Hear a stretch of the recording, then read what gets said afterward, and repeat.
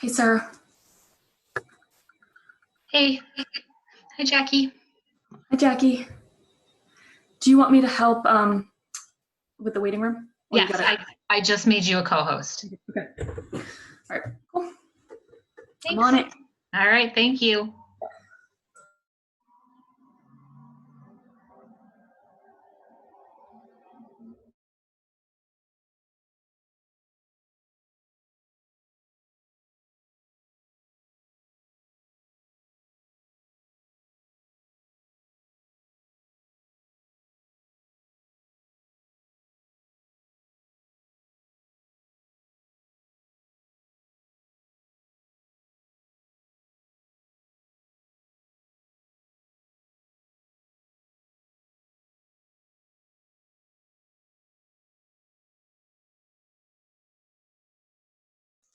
I'll be right back, Sarah. I just gotta grab something.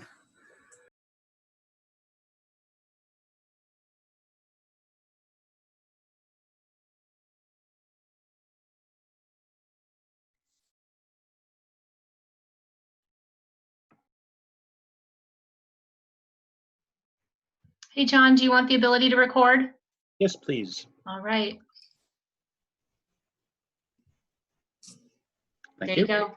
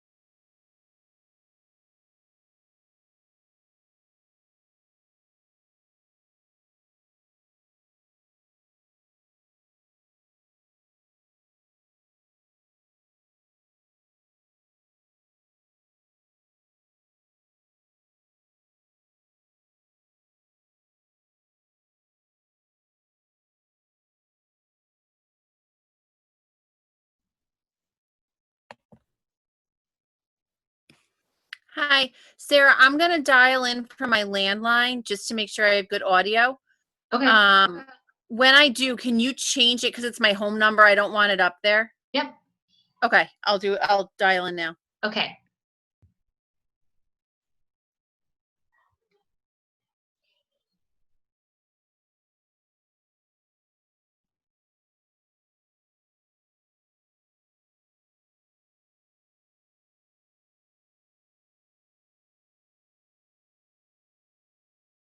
Hi, Jen.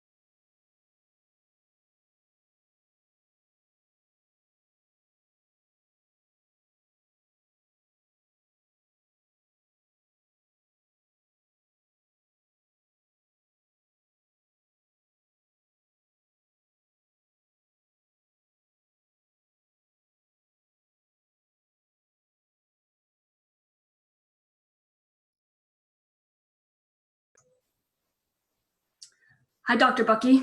It's nice to see you. Hi, John.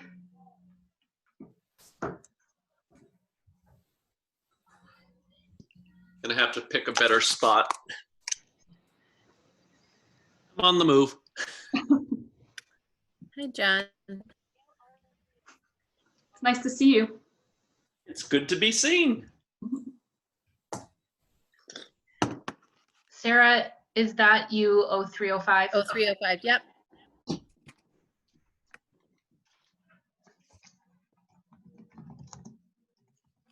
Thank you. Mm-hmm.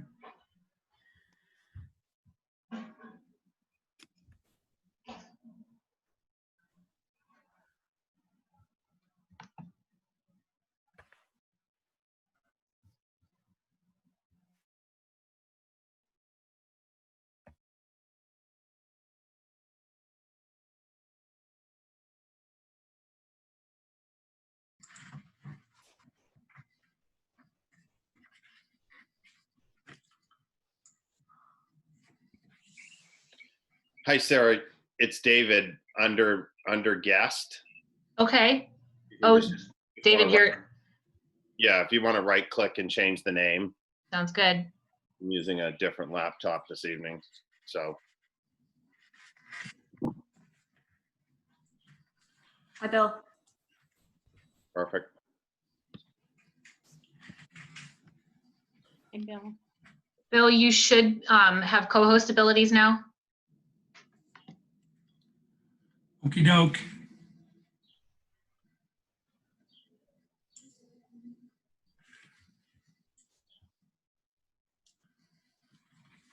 Thank you.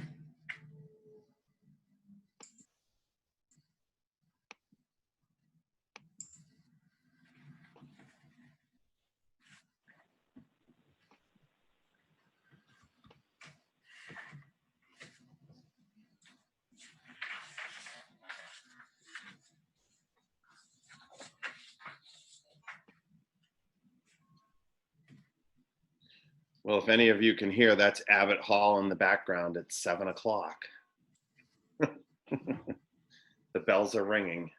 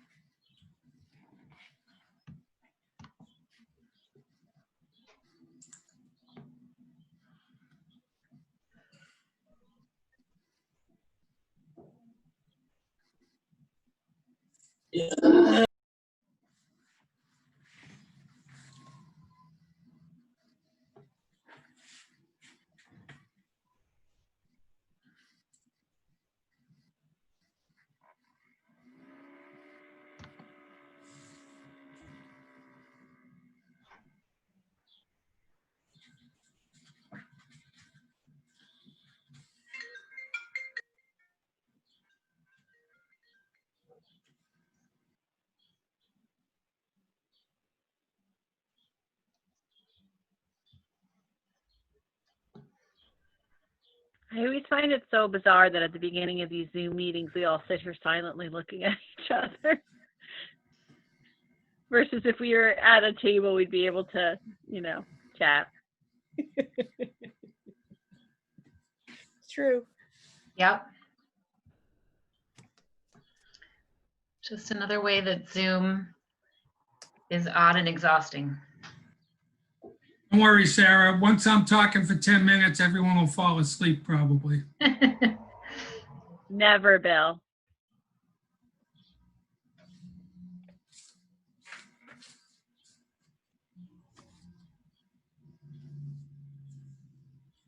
Today does feel like the longest day in history, though.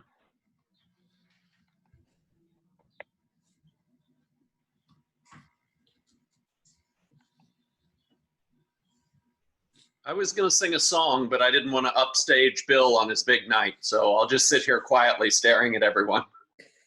I don't know, John. Now that you've thrown it out there, you may have to pay up and show us. I was under the impression that you guys were going to do a duet. I No, thought that's not happening. Tonight just got a whole lot more interesting. I am recording this, remember. It's a good thing someone is, John. Bill, I've still got quite a few people entering, so if you don't mind, we'll give it a few more minutes. Sure. I think Hello Goodbye by the Beatles would make sense.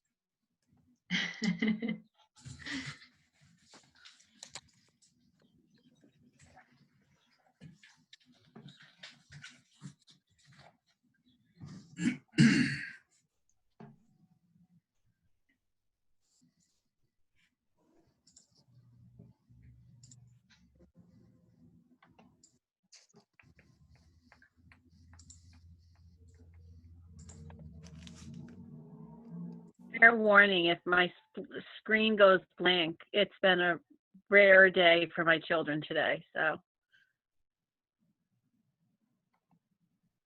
I'm hoping we stay on target.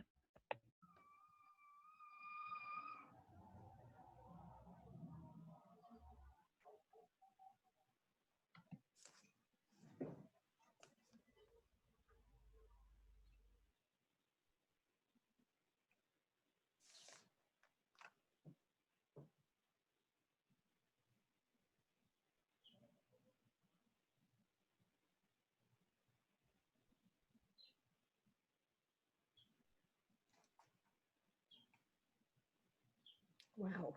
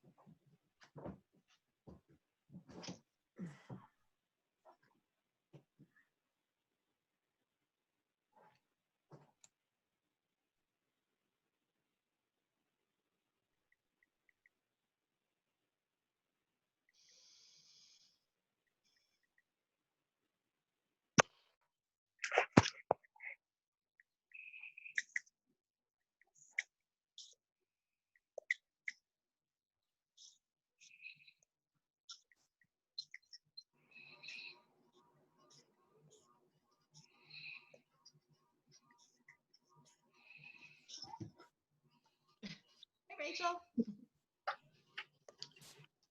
All right, Bill, I've still got people kind of trickling in here and there. Someone just said, "Hey, Rachel." You can see Rachel's face on there. Should I open the meeting or do you want to give it another couple of minutes? Open him. All right.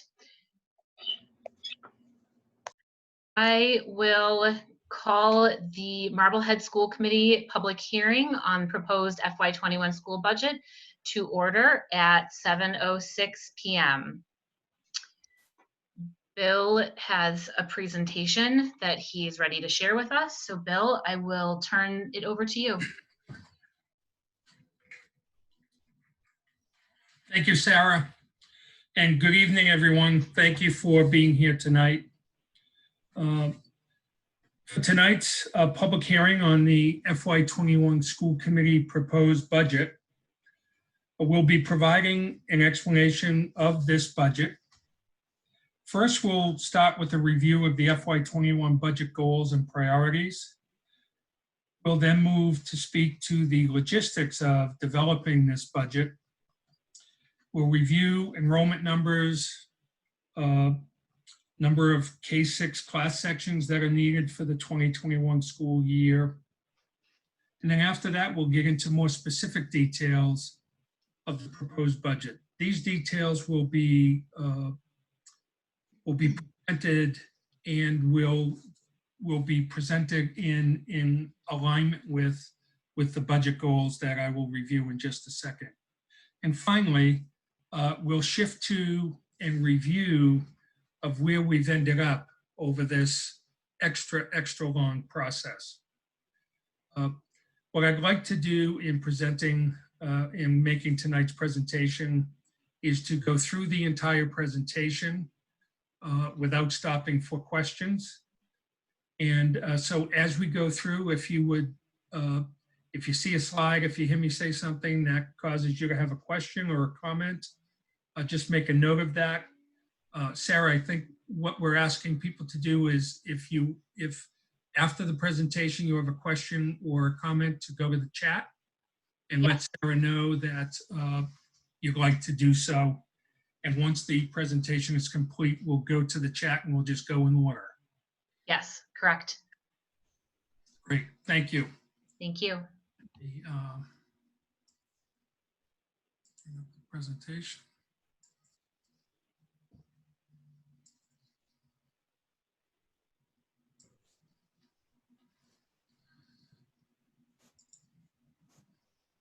Okay.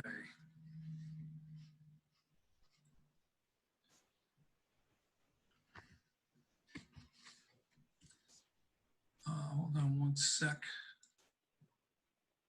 Here we go. All right. So there are a number of goals and priorities that were identified for the development of the FY21 school committee budget. The first goal is and priorities, typically a standard priority of any budget, is to meet the contractual obligations of the collective bargaining units and to make sure that there's money in the budgets for those obligations.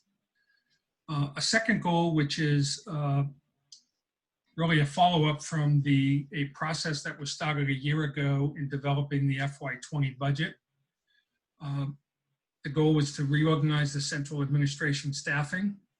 In doing that, we have, for FY20, we did not fund the Human Resource Director's position, and we also did not fund the Director of Operations and Technology position. And then we're also looking to restore full funding of the Assistant Superintendent's position that was temporarily reduced in FY20 with the retirement of the former Assistant Superintendent, Brad Smith.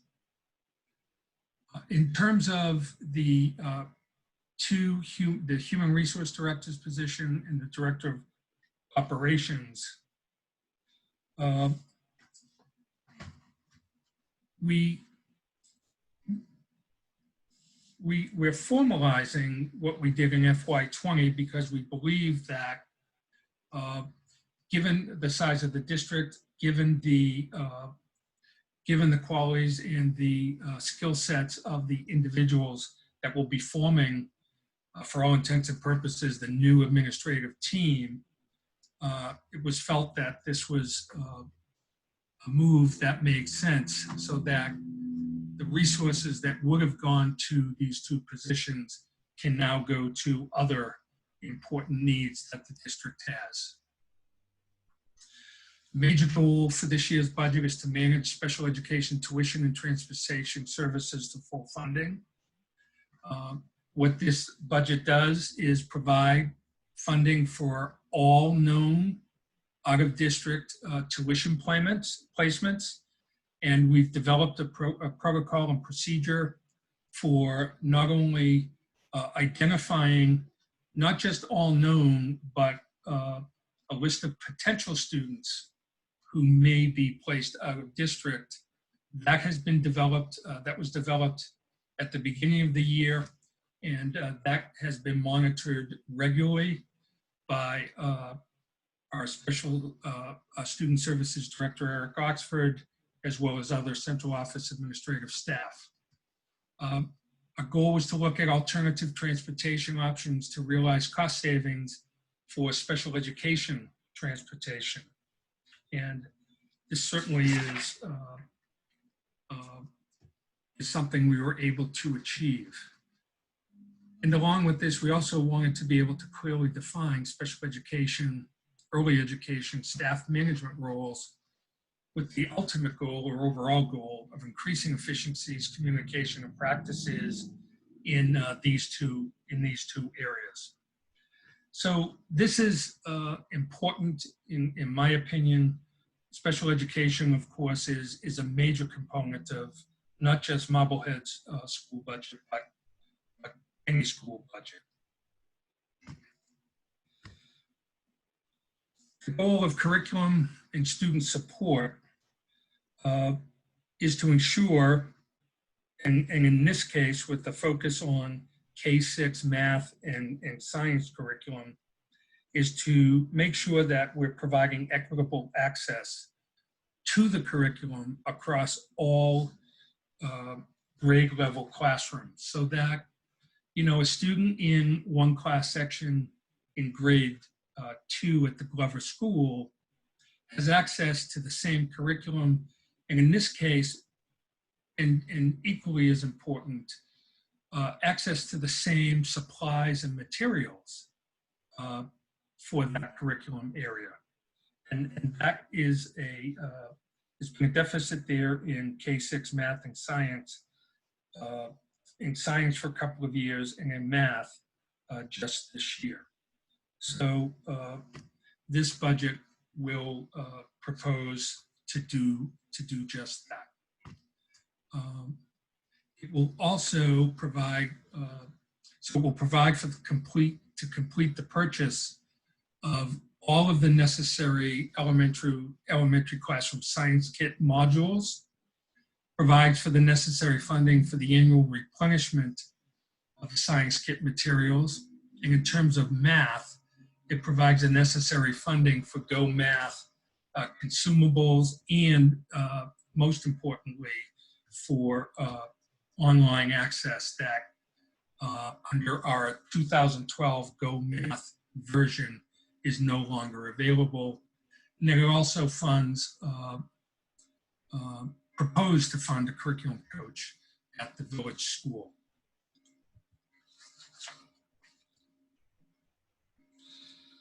In terms of equity and improved access for student support services, one of the concerns that we had identified was, again, having students having access to the same services, in this case, both at the Coffin and in the Glover School. Currently at the Coffin School, there is a full-time school psychologist and a full-time guidance counselor. At the Glover School, there are two full-time, there's a full-time school psychologist and a 0.8 FTE school psychologist that is, whose office is at the Glover School, but she provides testing assessments for the district at the elementary level and at times at other levels, but does not provide services to students. So the school psychologist takes on both roles as the guidance counselor and school psychologist, and we're not quite meeting the needs of all of our students. So by funding a full-time guidance counselor position at Glover School, we can both increase the services necessary there and maintain an equitable level of services across those grade levels in those two schools.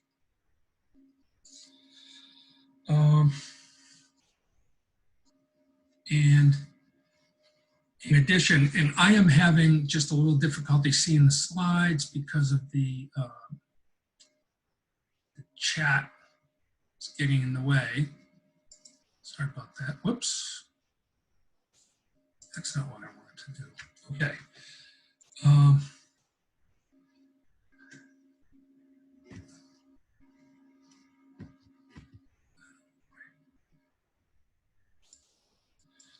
hold on, I have some technical difficulties I'm dealing with here. I can't get my slide to move, so just bear with me, I'm so sorry.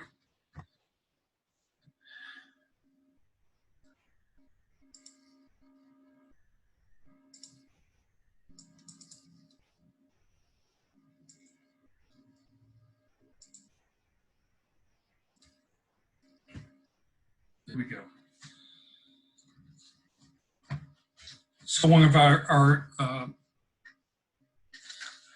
final goals for the FY21 budget is related to facilities maintenance.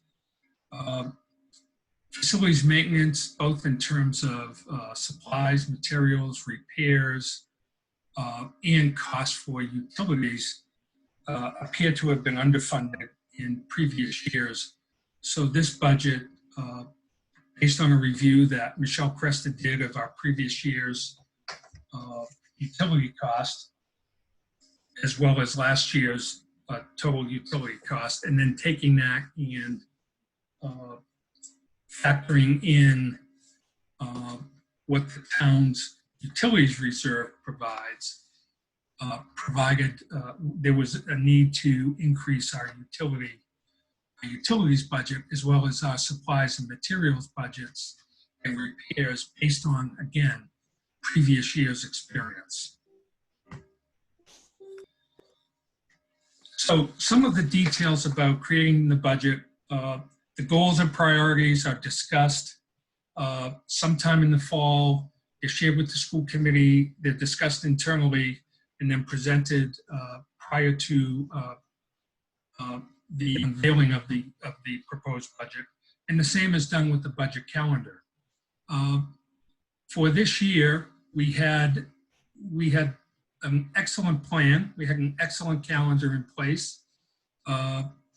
These two slides show you that there was budget activity and budget meetings going on from January right through the end of March and into the beginning of April. We all are aware, of course, had school closures not occurred, had the COVID-19 pandemic not come forward, then we would have been actually doing this presentation on Monday, March 30th. That was the plan for the original budget. What has happened since then, however, is there have been many, many more meetings since April 2nd, or actually since March 19th. Actually, I misspoke. We would have been doing this presentation on March 23rd. Since March 23rd, there have been numerous school committees meetings, I think 5 or 6, in which the budget has been discussed. The budget was reviewed and updated and discussed at every school committee meeting since then. There have been a minimum of 4 or 5, I think it was 5 school committee budget subcommittee meetings to continually monitor and review our progress. And there have been at least 3 liaison meetings. So the liaison meetings are a subgroup of the Board of Selectmen, the Finance Committee, and the school committee that have been meeting regularly to share notes and discuss the ongoing developments related to the FY21 budget. These meetings have become more important over the last 10 to 11 weeks as the pandemic has clearly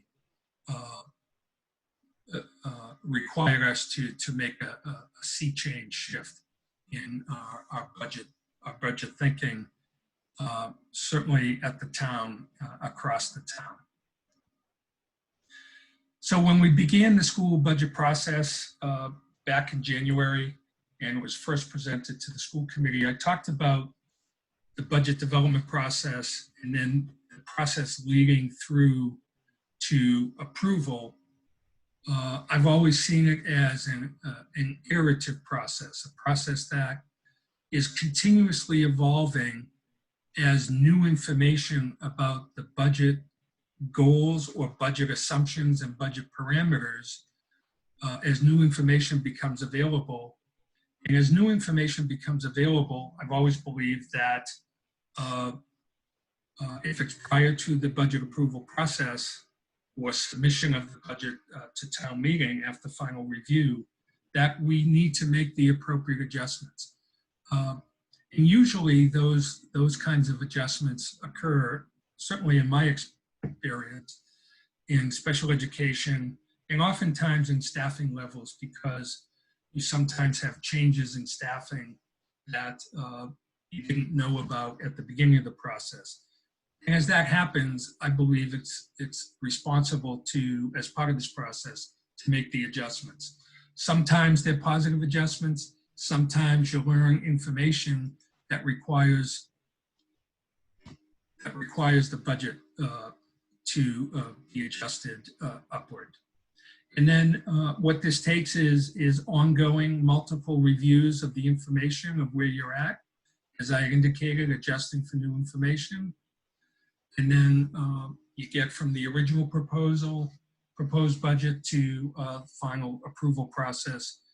And we are in the home stretch, I think, toward final approval. Just some information that has been shared with the school committee on a couple of occasions. Just a quick overview of enrollments. The top half of this spreadsheet provides an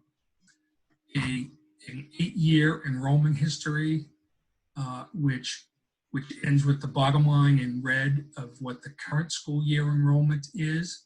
I'm not going to go through all the numbers. You can take a look at these. And what you'll note is that our total enrollment for the 1920 year decreased by 35 students over the total enrollment from last year, the 18-19 school year.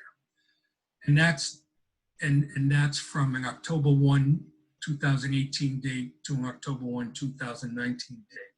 And I'm sure you've heard this before, but when looking at enrollment histories and then projections, districts very typically look at enrollment as of October 1st, because that's the official enrollment number that districts provide to the Department of Elementary and Secondary Education. And the enrollment number as of October 1st is the enrollment number that all of Chapter 70 state aid, for example, is based on. So whatever state aid under normal circumstances we would have received for FY21, that state aid is based on our enrollment number, overall enrollment number of 2,967. And then as part of this, this is a spreadsheet that I've used for many years in all of the districts that I've worked in. And based on the survival cohort methodology, the bottom part of this enrollment chart projects out, based on that methodology, a projected enrollment for the next year by grade level. And then on the right-hand side, you can see it's in subgroup by different, by actually our school organization level. This isn't perfect. You know, if you look at the projections, all of the numbers that are in white below, you know, those are really placeholders. And so you constantly have to be looking at this, and you look at it every year. But the one thing that you'll find over a 5-year period is that the middle school and high school enrollments projections are all based on students that are in our schools right now. And again, using the specific methodology you can project your own enrollments. And we used this these enrollment numbers in yellow to make some assumptions for next year's budget. The other thing that we do, and this is done annually, is in developing the budget, we need to understand, especially at the elementary level, and in this case, the grade K-6 level, how many classroom sections would we be expected to staff? So we take the enrollment projections and we apply them to this chart. And very simply, as you can see here, as you may see, for the 2021 school year, we are projecting 88 first grade students. This is down from 113 students for this year. And so we can go from 6 to 5 sections. So there's a change there of -1. The kindergarten change, we're not really adding a section. We have been talking about and having a placeholder in case our numbers, became in very high. But our numbers at this point are holding. They're actually less than where we were at this point last year by about 12 to 15 students. So I think we're in good shape in kindergarten, but we will be losing a grade 1 section. And then again, the numbers shift in grade 3 from 155 this year to 111 next year. So we will have 2 less sections, but you'll notice that the opposite is the case in grade 4. So we have to add 2 sections. So in the end, this budget at the elementary level accounts for the reduction of 1 classroom teacher position. No one has lost their job, and through attrition and retirements and resignations, we have just made some transfers. So that's good news. And you'll notice that there are some bubbles that are going through these grades, and this will continue to happen for the next 3 or 4 years. So, what that brought us to in terms of an FY21 proposed budget back on February 6th was a proposed budget of the $41,440,000. And I'm using my pointer to just highlight and circle that number. So I hope you can all see that. And then you see in this slide, you see the comparisons of the 2 major components of the budget between this year's February proposed budget and last year's approved budget. And you can see the differences in the dollar amounts. Now, the last 2 lines are important because they show budget numbers that are related to how the budget process has typically worked here in Marblehead. So our number of 41,440,961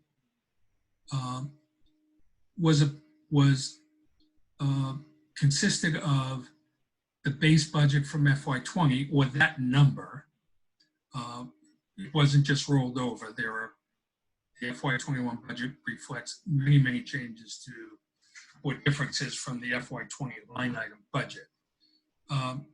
However, the State of the Town meeting that was held at the end of January provided some insight into a budget number for FY21, and that would be the FY20 base number plus the cost of living adjustments and steps that are part of our collective bargaining contracts that we have with our employees.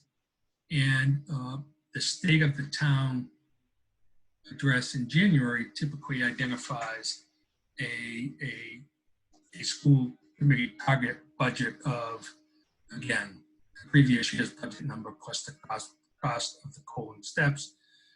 And when we rolled out our proposed budget in February, we were approximately $356,000 above that town target. And we'll talk more about that as we go forward. So let's look at some details of some of the major components that make up the $41 million budget. So as we've talked about, special education out of district placement costs are in fact a major component of the budget. And what this chart shows is we're not trying to confuse you by identifying and changing the names of the account names. We're not trying to confuse you, but one of the things that this does represent, in fact, is an effort in all of the work that we're doing for FY21 is where necessary and where appropriate. We are aligning our account names and even our account numbers to align with the DESE, the Department of Elementary and Secondary Education Department's chart of accounts. And it's important for us to do that and to align account numbers and account names as much as we possibly can, because that just makes all of our required end of the year reporting with DESE that much easier. And the more you can do of that, the more accurate your reporting will be. And so what this represents is just that change, but it doesn't change the makeup of the budget itself. So what you see here is our FY20 budget. This is the number that was budgeted into the line items last summer based on the information we knew at that time, compared to the FY21 request based on the known placement cost as of February 6th. And that, the end result was a $229,000 difference reduction over FY20.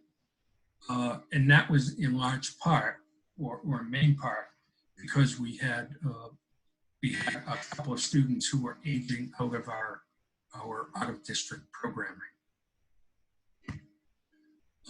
A next area is utilities and maintenance, and this slide just lays out our electricity and gas costs, what was budgeted in FY20, what we've budgeted in FY21 based on our review of actual cost. And again, one of our goals for building this budget was to make sure that we had accurate line items for representing or reflecting the actual cost of goods, services, based on previous years' history and previous years' actuals in this case. And as a result, we also have a maintenance and supply costs in the facilities area, burner repair, contracted services. So these are services that we contract with providers who come in. They do annual checkups, annual inspections, and then they're on call and provide services throughout the year when we need them. There's supplies and transportation repairs. So we have some old vehicles and we need to repair them to keep them on the road. Related to one of our other goals in terms of equitable access to the curriculum, we have budgeted $49,000 for our Go Math program. We learned at the middle of this year that our 2012 version of Go Math, the online component, which was a very robust part of our Go Math program at the elementary level, Houghton Mifflin, the publisher, was no longer going to support that as of 2020, as of December 2020. So we improvised a bit and were able to meet our needs for the rest of this school year, but they're not extending the use of that online component. So they did offer us an upgrade to the 2015 version, which only has a very short shelf life coming up as well. Our understanding is that that will be not supported within a couple of years. In order to do that for a full year across all of our K-5 grades, that cost is $49,619. And so that's included in our budget. And as I expressed earlier, that provides the same opportunities for access to materials for all of our students at each of the different grade levels. Another major curriculum area in this regard is the elementary level is science. 2 or 3 years ago, the district implemented a new elementary science curriculum, grades K-5, and the initial purchase of classroom science kits or modules was able to be done out of some grant monies. Because of the first year of implementation, teachers were still experimenting with it. There were kits that were purchased that were shared among classrooms. And then after that, grant money seemed to dry up. I think last year there might have been a few kits purchased, but this, as we went through this year, there were not enough kits for every classroom to have a kit for each module at each grade level. And in order to implement this successfully and in the robust form that it should be, it's really difficult, especially when you have materials that are used up and have to be replenished, to be sharing the kits. So the goal for this year is to, for this budget for FY21, is to purchase all of the remaining science kits necessary for grades 1 through 5, so that each classroom has a kit for each module. And these 2 slides show the modules for the grades 1 to 5. So you can see that at the individual grade levels, some grades have 2 modules and some grades have 3. And so this budget, the proposed budget funds this. So for, curriculum in math and science at our K through 6 levels, the total amount funded is a little more than $76,000. In terms of student support services, positions that I talked about earlier, here are the dollar amounts that go along with them, and you can see that that this budget budgets for those. It ends up being the equivalent of 3 new FTEs: the grade 8, the curriculum coach, and the collaborative guidance counselor. The adjustment counselor and the student support tutor for the high school transition program, we call it the BRIGHT program. Those FTEs are in place this year, but they're funded by a grant. It was a 1-year grant to start this program. This program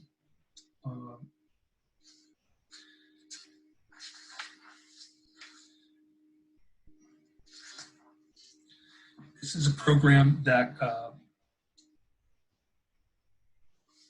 that supports, gosh, I'm so sorry.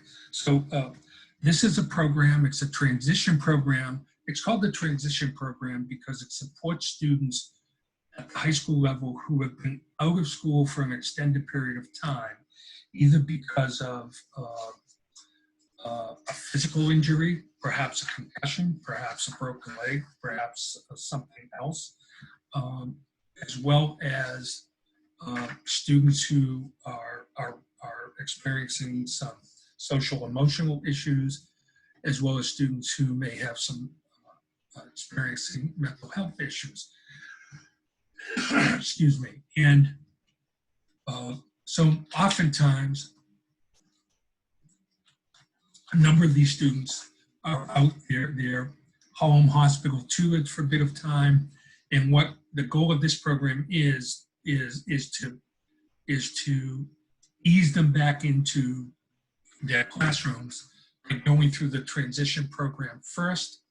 They work with the student support tutor who arranges all of the academic work from the classrooms that they're in to be done in the transition program. And then every student is different. The time they spend in the program is different. It could be anything from 1 to 4 to 7 weeks. And then our goal is to transform them, transition them fully back to the classroom. It's been a tremendous success this year at the high school. The high school team made a presentation to the school committee back at the end of February, and the results are really tremendous. And we see this as a very important program, and as the funding of the grant is dried up, it's important that we fund it through the budget. Excuse me.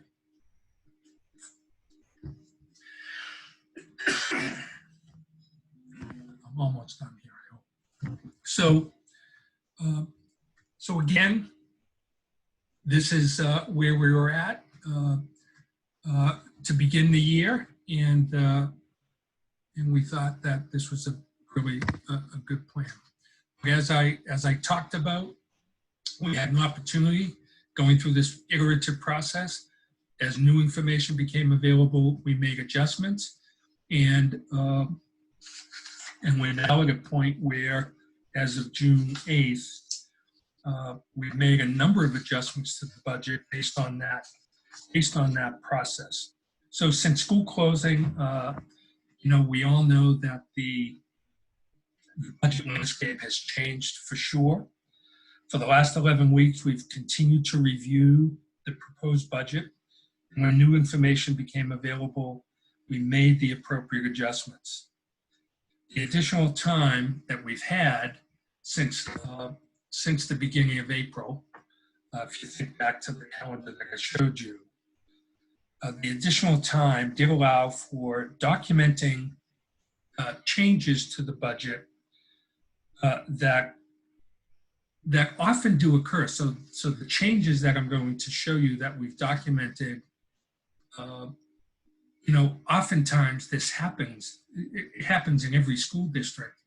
And depending on the timing of when your budget is approved and then submitted, under the normal process to go to town meeting, details change. Special education information changes, staffing information changes, for example. So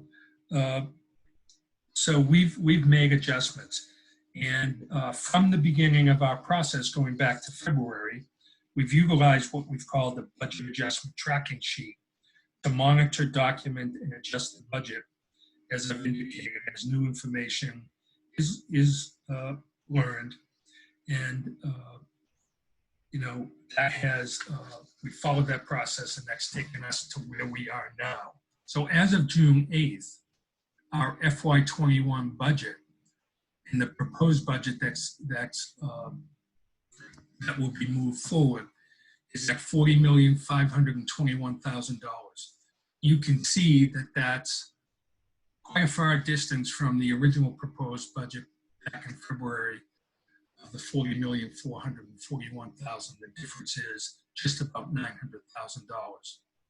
The breakout is right there for you in salaries and expenses, and the difference between what is now the proposed FY21 budget and the approved FY20 budget is shown in those figures in red. So I just want to, we're almost at the end here. We want to just go through the budget adjustment tracking sheet, and the way this has been set up. We start with the initial presentation to the school committee. That's the budget number. And we develop this column called target gap. So that's the difference between what our proposed initial budget was and that state of the town number that came out at the end of January from the town side. We had a comprehensive budget workshop, school committee budget workshop. The school committee met with the leadership team and we reviewed in detail line items and major components of the budget, which I've shown you here in this presentation. And that was an important first step for the school committee in gaining a complete understanding of where the budget stood. That was followed very shortly after with a joint meeting of the liaisons group between the school committee, the finance committee, and the board of selectmen. This was an opportunity for the finance committee and board of selectmen to do an initial review and understanding of our proposed budget. And one of the things that came out of that meeting, which was a positive thing, there was some confusion about the what is called the energy threshold within a department's budget, and at what point of an expenditure level does that department then, does the utility reserve start paying the bills? So as a result of that, and based on what we had budgeted, which I talked about as part of our review, we had assumed a higher threshold spending limit. And so it was confirmed at that meeting that the threshold limit was actually $100,000 less. So that was the first adjustment we were able to make to the budget. And we're able to adjust it down, reduce it by $100,000. As we continue through the process, the rest of February into early May, as I indicated, we're constantly reviewing, monitoring the budget. We went back through, we looked at some of our assumptions around some reorganization we had done. And earlier this year, we had our school district, the district liaison position. That individual resigned, moved to Florida. So we combined that position with our ELL director's position. It was a good fit, met a lot of different needs in an administrative way. That's worked out really well. And so we had budgeted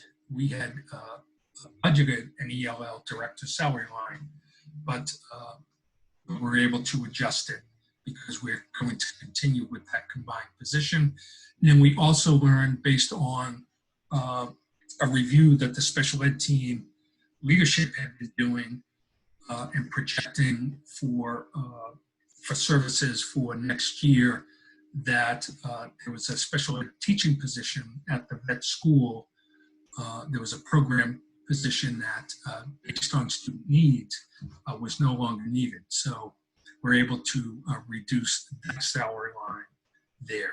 So through the beginning of March, based on our continuous review and understanding of new information, we're able to adjust the budget downward again, and that gap between the schools and the town kept moving in that direction. And then about a few weeks later, at the March last school committee meeting in March, again, based on new information, we March 1st is a deadline for teachers who are out on leave notifying the school district if they intend to come back. We had a kindergarten teacher resignation. She'd been out on leave, decided not to return. Her full salary was in the budget, and because we'll hire a replacement, we were able to make another adjustment. And then after a lot of research and work done on our special ed transportation costs, we've developed a model program for 2021.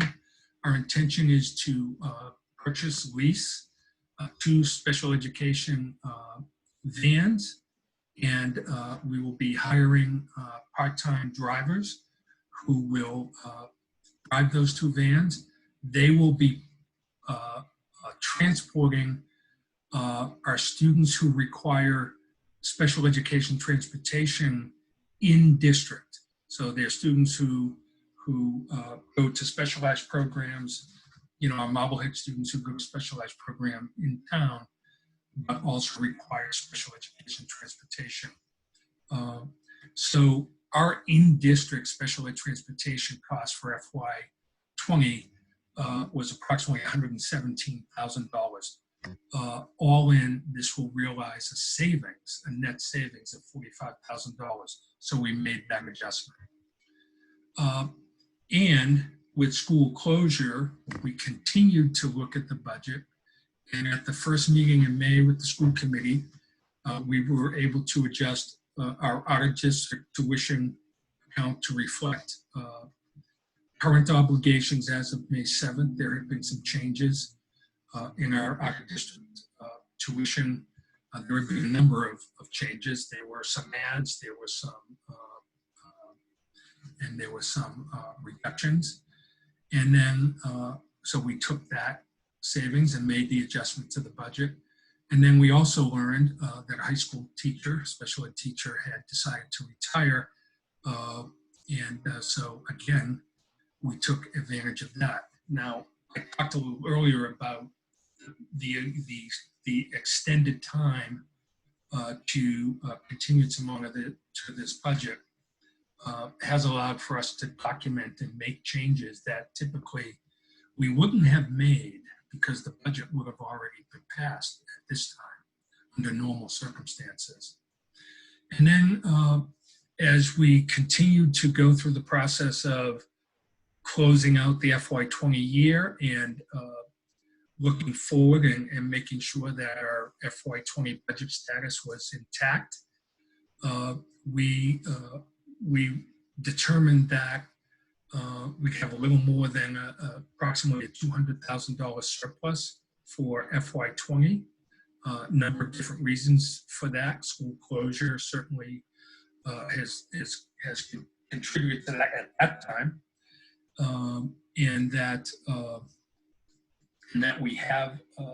we'll have $200,000. There's actually, we anticipate a larger surplus than $200,000. Could be upwards of $425,000. $319,000 of that, or $314,000 of that, approximately is because of school closures. So certain expenses that we didn't have to pay. So in working with the budget liaisons group,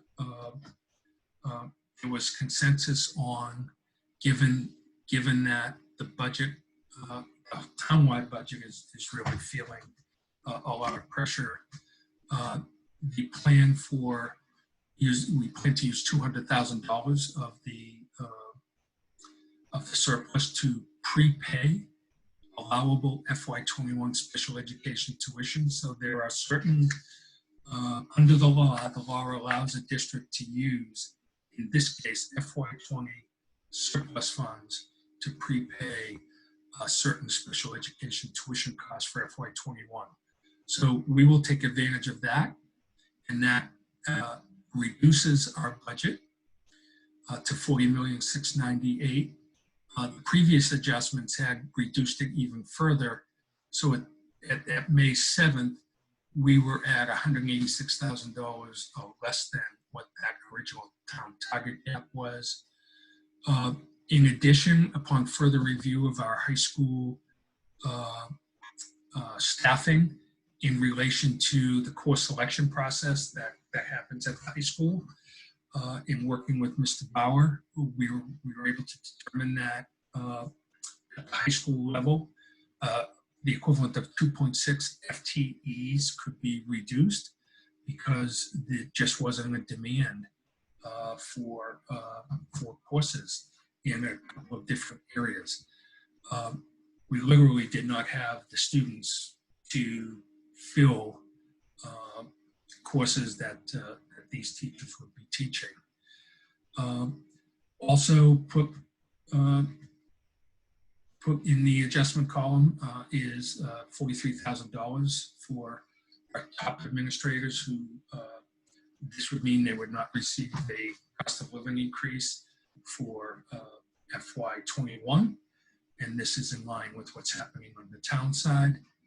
And then we also decided to not fund that FY21 village curriculum coach.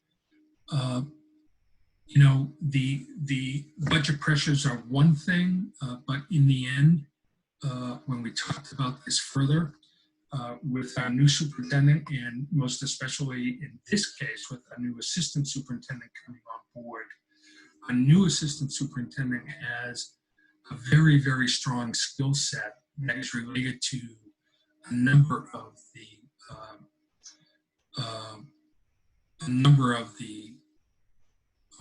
duties or based on the rationale to fund this village curriculum coach. And in the end, the feeling was that there are no other curriculum coaches currently in the district, and that there is a need for that kind of curriculum support throughout the district, and that we felt it was important for the new central office leadership team to really have the opportunity to understand what's in place here and then make their own decision in working with stakeholders about what that kind of a structure would look like. So in the end, that really made a lot of sense. And then finally, as we've gone through certainly the last 7 to 8 weeks, every time we've talked about the budget and as we've been thinking about what's coming in September, the school committee had been supporting adding money into the budget to address unknown or not anticipated costs due to school reopening. And so we've added $134,699 to that. Just a couple more slides. So that brings us to the $40,521,000. Here's just some detailed information on the Marblehead High School FTE reductions. This explains that we have over the years, when there have been the need to open an additional section, rather than hire a part-time staff to teach those additional sections, those sections have been taken on by full-time teachers. So in essence, they become a 1.2 FTE teacher. And because they're taking on an additional teaching assignment under the collective bargaining agreement, they're entitled to be paid for that. So in reviewing Mr. Bauer, in reviewing his needs for a number of sections in social studies this year, it was found that there was not a need for these additional 0.8 or 4 additional class sections. The course selection numbers and sections needed to fully staff and meet the course request needs of the students support this. It does not and will not impact class size, and there are no courses that won't run because of this particular decision. And this, of course, doesn't result in any rifts or layoffs. One of the things that I wanted to bring to your attention, and if we went back to that enrollment slide, we'd see. So since the end of the end of the 18-19 school year, and then projected for September, the high school enrollment will have decreased by 76 students. So this all makes sense, and this is a time to take advantage of that. Similar issue is happening with visual arts. This current staffing level of 4.8 FTE. The course selection numbers and sections needed support the staffing of 3 full-time FTEs. And in this case, it sounds like a coincidence. It is not. It's just how it's happened. but we had a full-time teacher and a part-time teacher submit their resignations, letters of resignations back in March. They are moving on to do other things, but so again, this is a cut that does not impact RIFs or layoffs. So once again, to go back through this, our original draft budget proposed in February was the 41.4 million. It's now at 40.5 million. There's an adjustment from the original draft in February of an adjustment down of over $900,000, and an adjustment from the state of the town kind of target gap number, the FY20 budget plus the cost of COLA and steps is down over $5,500. So when we've been able to reduce the budget, this is what our proposal, this is what our proposed budget is. And I did want to highlight that all of our original goals and what the original proposed budget was designed to support the educational program, if you will, for FY21, supports all of our goals with the exception of the curriculum coach and the administrative COLAs. So that's where we're at. And one last piece, and this is, there's a lot of unknowns. So FY21 school reopening unknowns, this is related to the monies that are proposed in the budget to address any unknown or unanticipated costs. Possible impacts of reopening and cost-related impacts. We're not sure what social distancing cost impacts will be. We do know that in our clerical areas, we're putting up transparent barriers. A lot of that work is being done this year. PPE costs, we know there'll be PPE requirements for any kind of school reopening. Many districts have unknown transportation costs.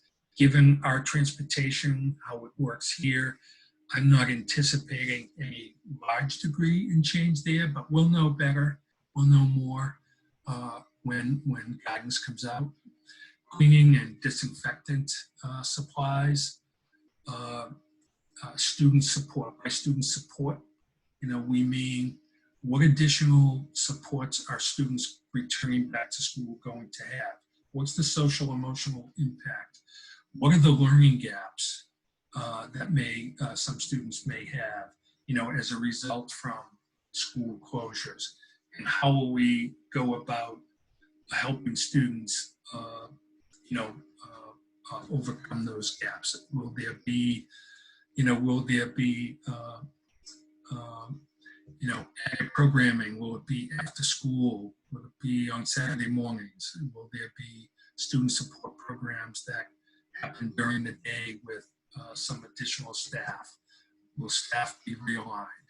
And then, of course, technology, given that I think it's likely a school reopening plan that is supposed to come out from DESE next week, the middle of next week, is calls for some students coming in to school, half the students coming in at one point, the other half, the next, maybe a week on, week off, not sure about that. But, will there be additional technology? And then others, there may be certainly other possible impacts. So funding sources, what sources are or may be available? So under the federal CARES, the government's CARES Act, CARES Act number 1 that was passed back in March, there's billions of dollars coming to Massachusetts for municipal governments to pay for COVID-19 related costs. The Marblehead share, we're told, is about $1.8 million. This is money that comes to the municipal side, comes right to the town. And the cost of PPE, we believe, is an eligible cost for use of this funds. So that would be a portion of the $1.8 million. For the last several weeks, the town side and school sides have been working cooperatively to identify PPE equipment, to identify vendors, and to put together, quantities of different PPE that we anticipate will be needed on the school and the town side. And at this point, there's been some conversations, but there's a sense that that this funding source will be able to pay for that. In addition, there's also CARES Act 1 funds coming right through to the schools, through the Department of Elementary and Secondary Education. We're told that the funds will be distributed under using the Title I formula, and we anticipate somewhere in the vicinity of $100,000. We could have applied for a portion of the funds for FY20, but there was no need. We didn't have, we could cover our expenses. That's about $10,000. And so we'll be applying for these funds for FY21. So $100,000 will be available that can help with additional student support to make up learning gaps, any additional services, social, emotional, mental health, or other types of learning services. That's a pool of money that's available for that. And then, as you saw, we have budgeted, we have a line item called COVID-19 unanticipated expenses for a little more than 100 or almost $136,000, and certainly would be available to pay for, other costs, which we're not aware of. And then in terms of district-wide technology, this proposed budget just does fund on the district-wide and about $20,000 that's dispersed amongst the schools, $162,000, almost $163,000 for the purchase to replace or provide new iPads, PCs, laptops, and Chromebooks. And there is been a replacement plan in place that the district has been following. However, given the circumstances we face, I believe it'll be helpful once we understand what the state reopening plan is and what the impacts of that plan will be to our districts. There may be technology needs, and I think that this is a pool of that the district will be able to bring the stakeholders together and perhaps reprioritize, the equipment or other technology related costs that can be spent. So there is a pool of money there for that. It may look different than what the original intention was. And that's it. I'm sorry for going so long. And I think now is a time for questions or comments. Thank you.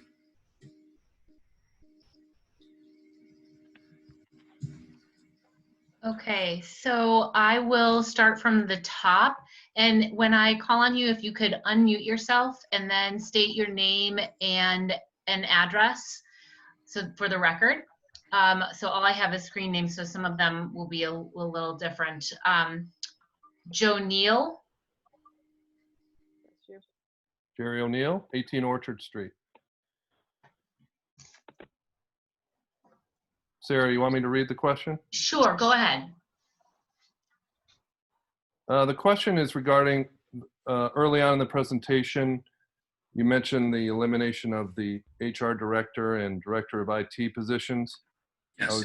I was wondering, for a district with, I believe, over 500 employees, and given the emphasis on remote learning technology in the fall, who's going to be leading the HR decisions, the employee training, things like that, without a HR director? And who do you expect will be leading the IT technology decisions?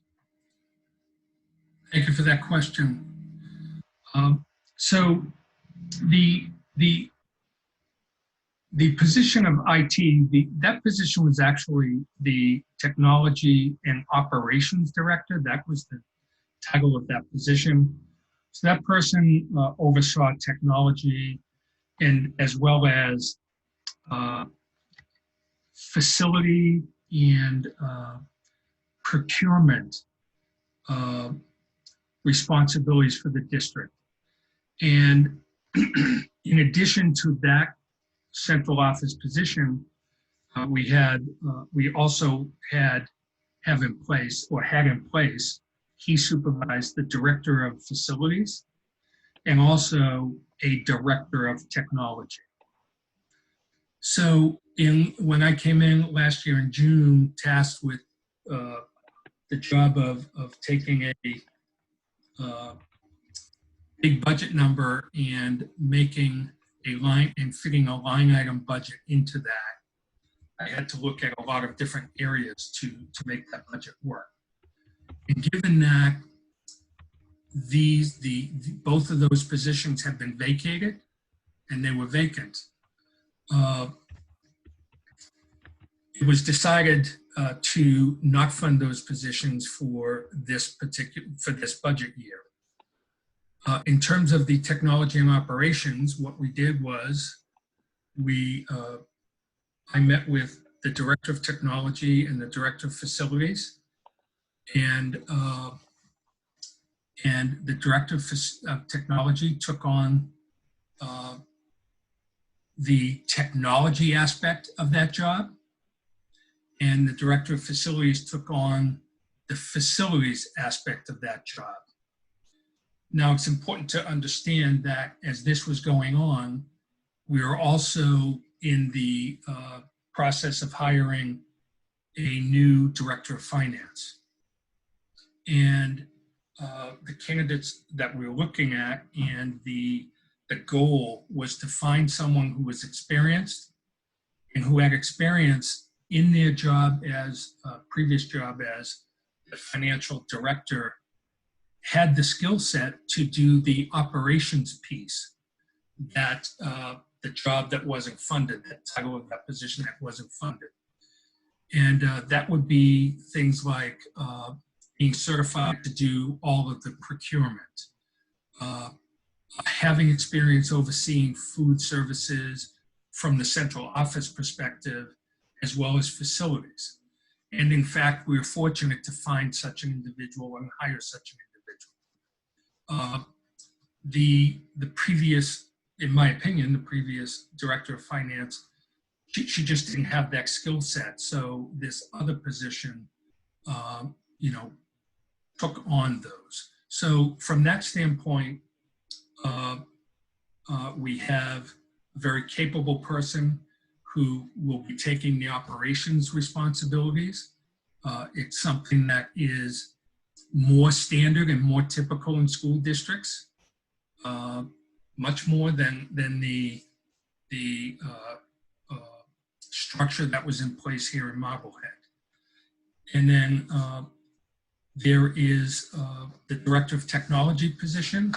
Our director of technology took on a few more responsibilities. We were able to hire a new network manager who has additional capabilities and skill sets.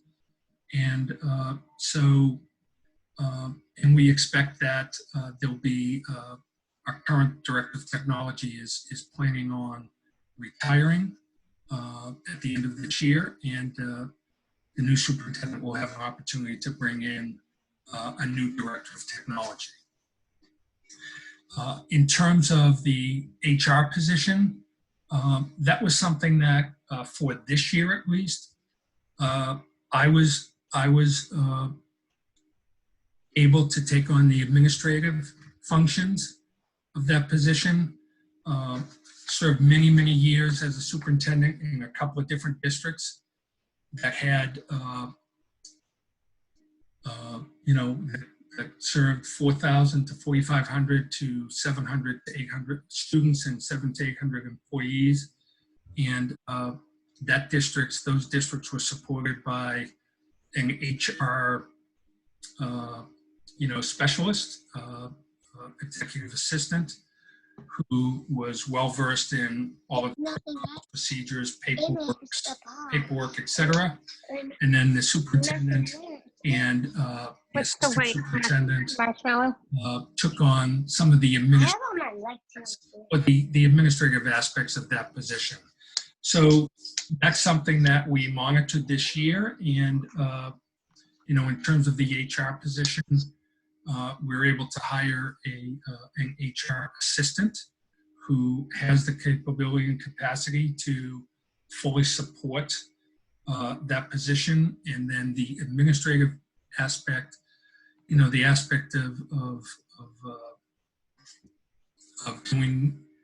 making administrative decisions will fall to both the superintendent, the director of finance, and the assistant superintendent will take on a small role in that area. So from the HR standpoint, I think it's doable, but the new team will really have to monitor that. From the operational standpoint, I think that's a very, very doable structural change.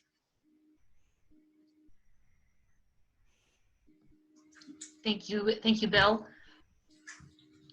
Let's see. Next up is Jeff St. George. Jeff, go ahead and unmute yourself. You said you have a facilities question.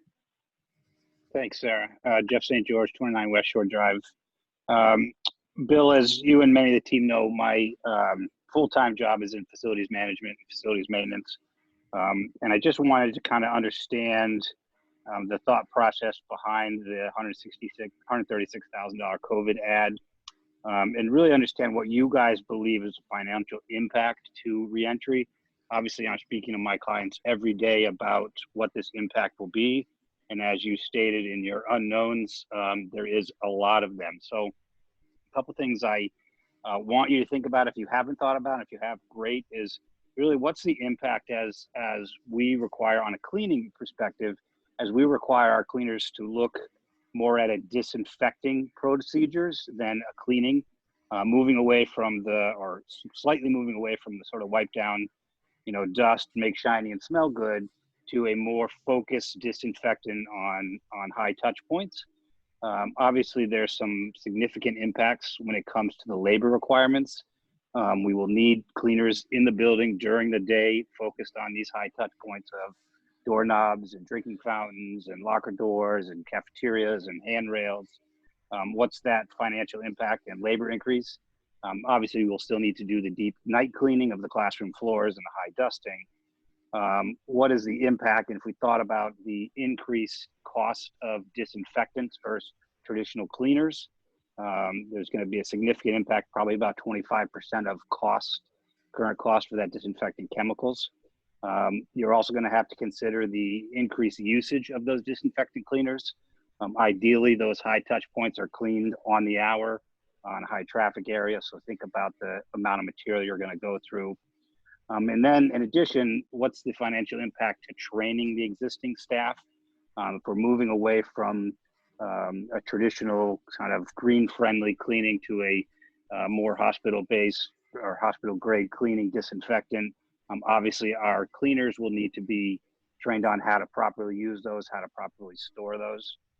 So I really want to make sure that we understand the janitorial impact of COVID for reentry. And then also on the facility side, have we talked about or looked at air quality concerns? We're reentering schools that have been vacant.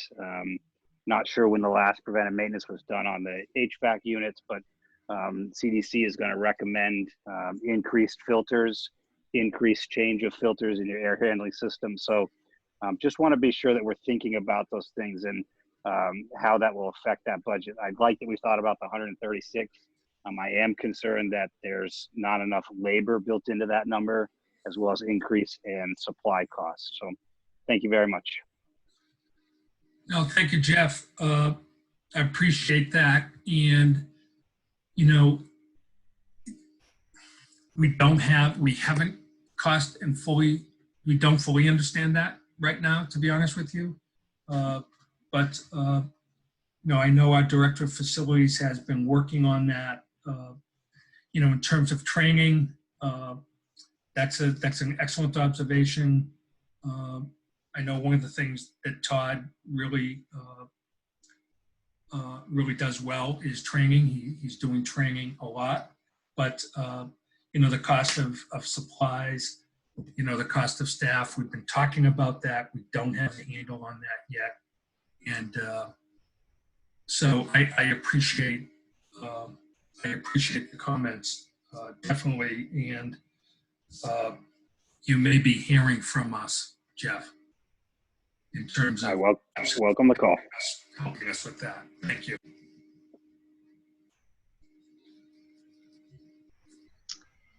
All right. Sarah Fox, we'll go back to the school committee after the public has a chance for questions. And Catherine Martin, you're up. If anybody, just a second, Katie, sorry. If anybody has a question to ask, please just put it into the chat, and then I'm going through them starting in order, and we'll get to you in a little bit. So Katie, go ahead, sorry. Okay, so my first question, it relates to technology and thinking that we are going to be at least in a partial remote learning situation. And one of the goals being to provide equitable access to equitable and consistent access to curriculum. And I'm wondering if we can just talk about the cost for providing a kind of consistent remote learning technology package that would include hardware for all students and teachers, software and licenses, and specifically some sort of platform, not just Zoom, but there are educational platforms out there that do have like an interactive teaching methodology. I believe that Google Blackboard is one of them. And then the third piece would be having some training for the teachers so that they can use this technology and implement it, one, if we're on the 1 week on, 1 week off, but also if we have another extended leave, and then IT support for that. And I do see that we have $162,970 in the budget, and I think that's appreciated, but kind of looking, if we are out for a while, is that number going to carry 2,800 students and 500 staff if we do have to go remote again? And we know that, you know, this will be a large chunk of our school year for next year, potentially. Thank you. I'm not sure where to start, Katie. Wasn't able to write all of that down. I think generally, let me just start from the back. So this is an issue that has the issue of technology platforms for remote learning, educational platforms. The state, the commissioner's office is doing some work on identifying different platforms. I know there's been a survey that went to superintendents, asking superintendents to respond and provide some information on what's being used in other districts. And he has a team that is, as I understand it, has been vetting some of these programs, so that we're anticipating that from a state perspective, from the commissioner's office, we'll receive some information on both costs and feedback on the you know, on how other districts felt these platforms met, you know, the needs of their students. You know, is the $162,000 enough? I don't know.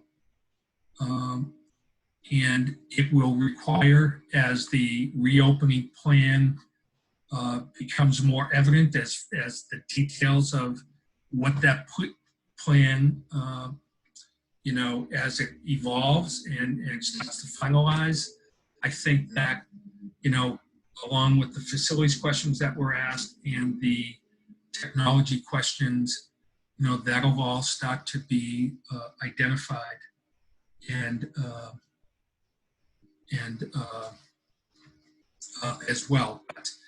But one of the things in terms of in terms of both, now that I think about it, I want to be clear. In terms of the facilities issues brought up, and the cleaning in particular, as in the technology piece, the CARES money, and not just the, both the piece coming to the town and the piece coming to the schools. We know that on the town side that that money can also be used for supplies, additional cleaning supplies. It can be used for training, and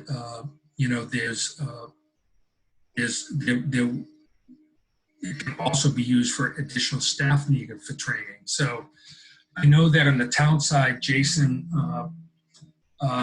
is working on compiling, a list.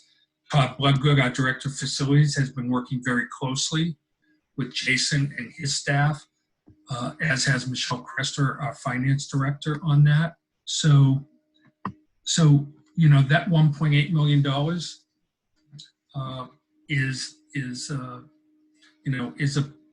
is part of the bucket that, with the town and schools collaborating, and it makes sense to collaborate on those kind of issues. We're hoping that those pieces will be, there'll be enough money to meet those pieces. In terms of training and moving to make sure that our remote learning plan next year is both more robust and in line with not just what is happening at home, but is aligned with and directly related, I believe, to what's happening when kids are in school, the portion of the time they're in school. So there's a lot of work that will have to be done on that as the plan gets finalized and developed in further detail. It's just right now, at this point in time, there's just a lot of questions that don't have answers to them. Thank you, Bill. So do you do think there's an opportunity then for us to grab more than 100,000 that's being allocated from the CARE money then to cover whether it be technology or cleaning? Yeah, so right now the two buckets are the 100,000 that comes directly to the schools through DESE, and the 1.8 million that comes to the town through the Office of Administration and Finance, I believe, on the state level. And we've been engaged in conversation with Jason for a number of weeks now, anticipating that. The plan now is, that's the funding source that will provide the PPE. And there's also, the ability for the janitorial supplies. If we have to do training for that, that's eligible under those. So, it'll be based on, in the end, the list of expenses that both the schools and the town side come up with. But we have a pretty high level of confidence that that's an amount of money that will help us considerably. Thank you, Bill. Thanks, Katie. Mr. O'Neill, did you have another question? Yes, I did. Thank you. Bill, last year's budget meeting that took place at the high school auditorium, there was a lot of discussion, if you recall, about budgeting and potentially doing an override, and it was decided at that time, or at least recommended by Ben Berman from FinCom, to work on an override next year after the new school budget was passed. And I'm wondering if there have been any progress in that. I could not find any meeting minutes, any budget subcommittees available. Sure. And I'm wondering if you were involved with that and if you have any feedback. So I was not involved in town meeting last year or any of the meetings leading up to that. And so I came on board after that, of course. Through the summer, I was brought up to speed on, on what the thinking was through that process, and the question of an override for the next year. And part of what I learned in going through that process, and then very early on, back in the late fall, when we started our budget development process, we started internally, of course, by meeting with principals and other individuals involved in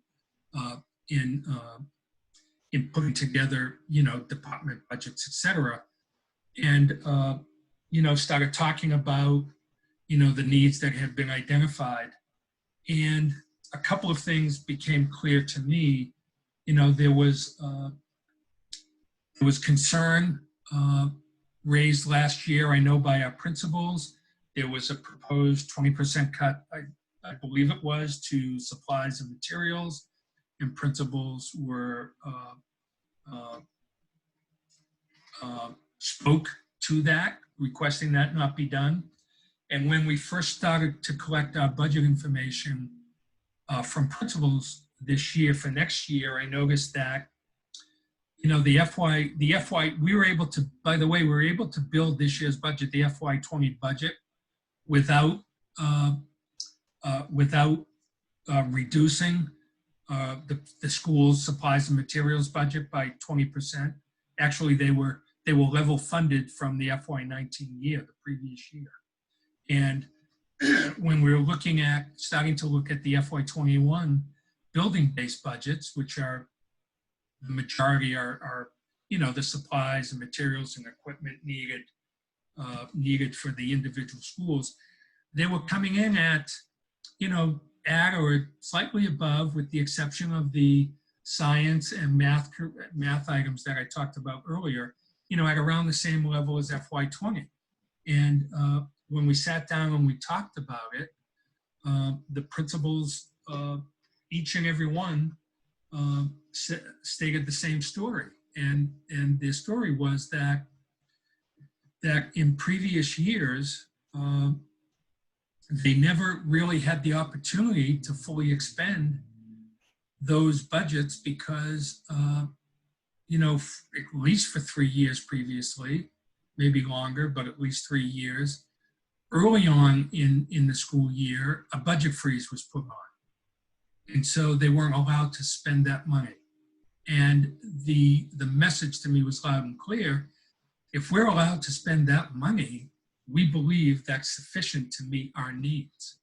So that was an important piece of information to learn, and that was shared as we rolled out that information was shared as we rolled out the initial proposal. In terms of conversations about an override, as the school committee started to get deeply involved in their very important process in their very important role in the superintendent search process, and it was about the time we were starting to look at our budget goals and talk about next year. I made the observation that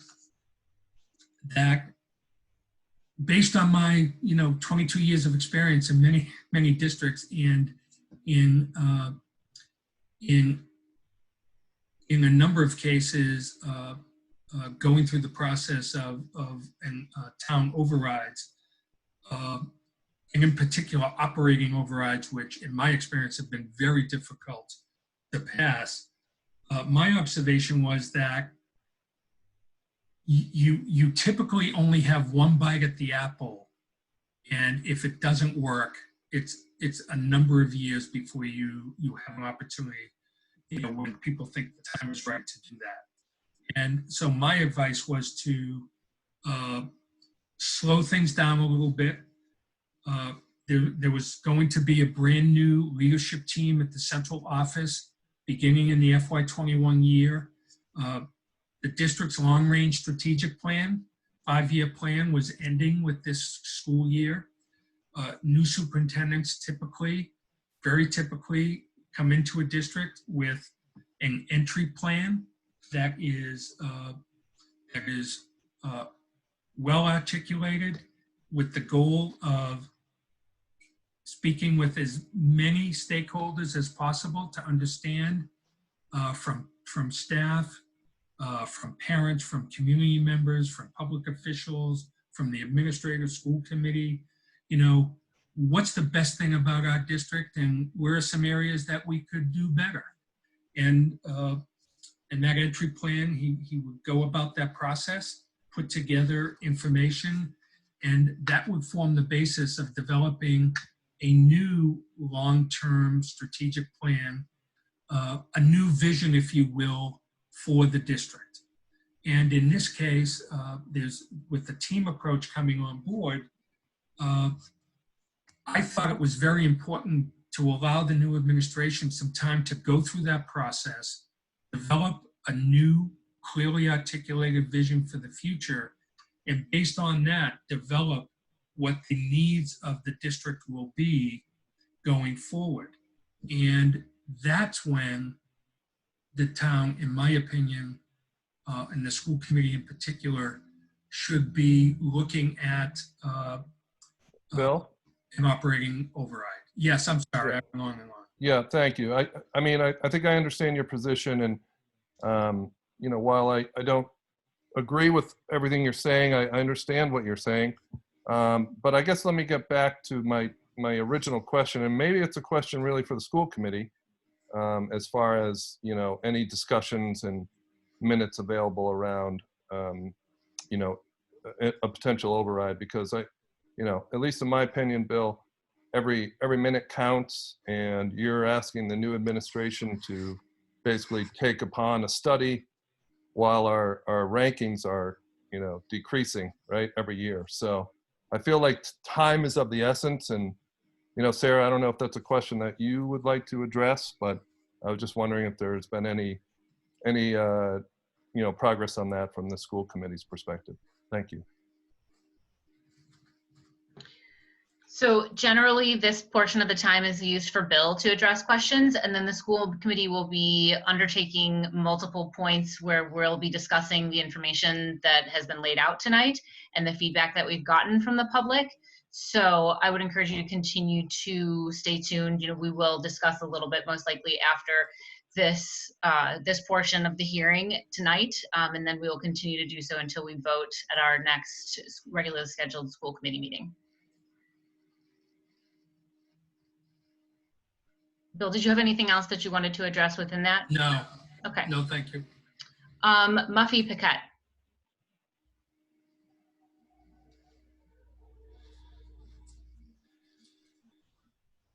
Sorry, I had difficulty unmuting myself.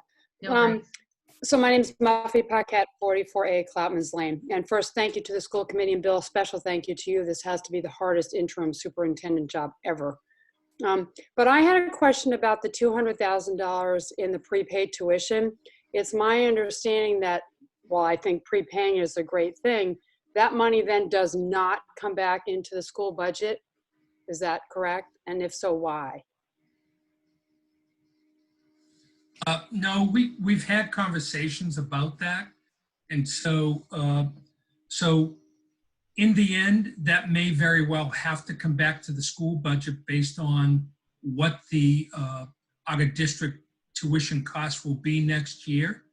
It may be that full 200,000. It may be something less because of other changes. It may in fact be more because we have more students going out of district.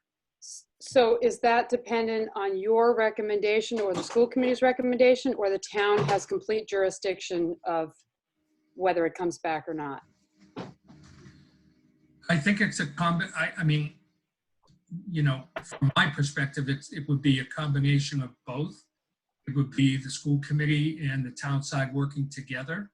One of the things we've accomplished this year, not only in FY20 but FY21, we have full,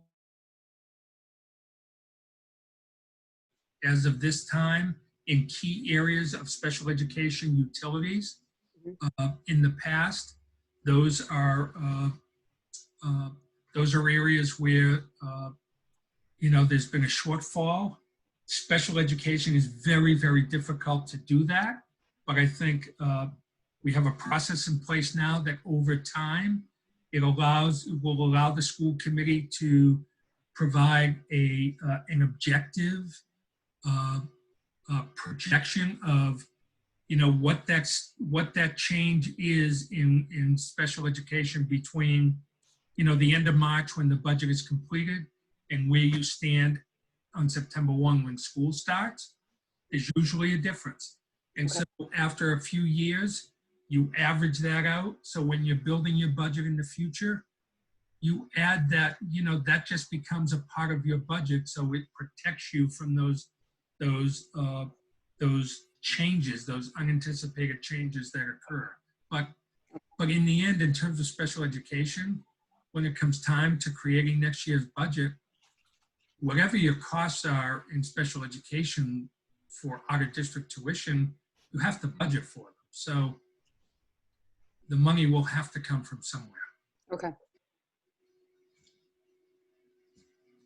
Thanks, Muffy. Meredith Tedford?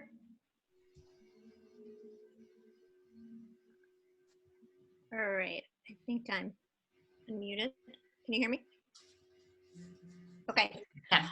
This is sort of a follow-up to the COVID question, and I appreciate the earlier gentleman kind of providing some insight, because I do kind of appreciate that this is kind of an unknown for everyone. But I think my question is a broader one, and it really speaks to sort of a general comment that I have as well. So my specific question is kind of, what went into that number, and if that number does end up being insufficient, what has the committee prioritized looking at to cut in order to properly fund that line as an unknown? And then just sort of generally speaking, I just kind of wanted to make a comment, and that's that it's obviously really clear that there's been, a very thorough accounting of this year's costs. And I think that, the budget tracking sheet that Bill has pulled together and Ms. Cresta is obviously incredibly helpful. And I think, it speaks to the fact that there's always sort of improvements and iterations that happen every year as different, leadership teams come on board. And I hope that that's sort of a tool that continues, because I think it's really enlightening. I guess my concern is a lot of what was discussed tonight is very tactical and it's not strategic. And I really hope that the school committee takes the time to sort of just discuss overall their philosophies regarding the budget, because from my perspective, we are in a very similar place with, puts and takes as we have been in years past. And from my perspective, at least the two prior administrations, which are the only two administrations that I work with specifically, so I can speak to personally, all realize the same challenges with the operating budget. And I still feel like we continue to kind of kick the can down the road in that regard. So I really want to understand where the committee sits on that, and sort of give John Bucky a really good sense of kind of what he's coming into in terms of, what the school committee is going to be advocating for. That's in the best interest of students, because some of these challenges that you made with cuts, like particularly the curriculum coach at Village and the principals not taking COLA increases, I think are not only morale issues, but they also begin to impact student services directly. And with a budget this tight, my sort of broader question that I hope that you guys cover off on as well is, at what point does this budget begin to impact student services directly if other cuts need to be made to close that gap between where you're currently at and where the town is at? Thanks.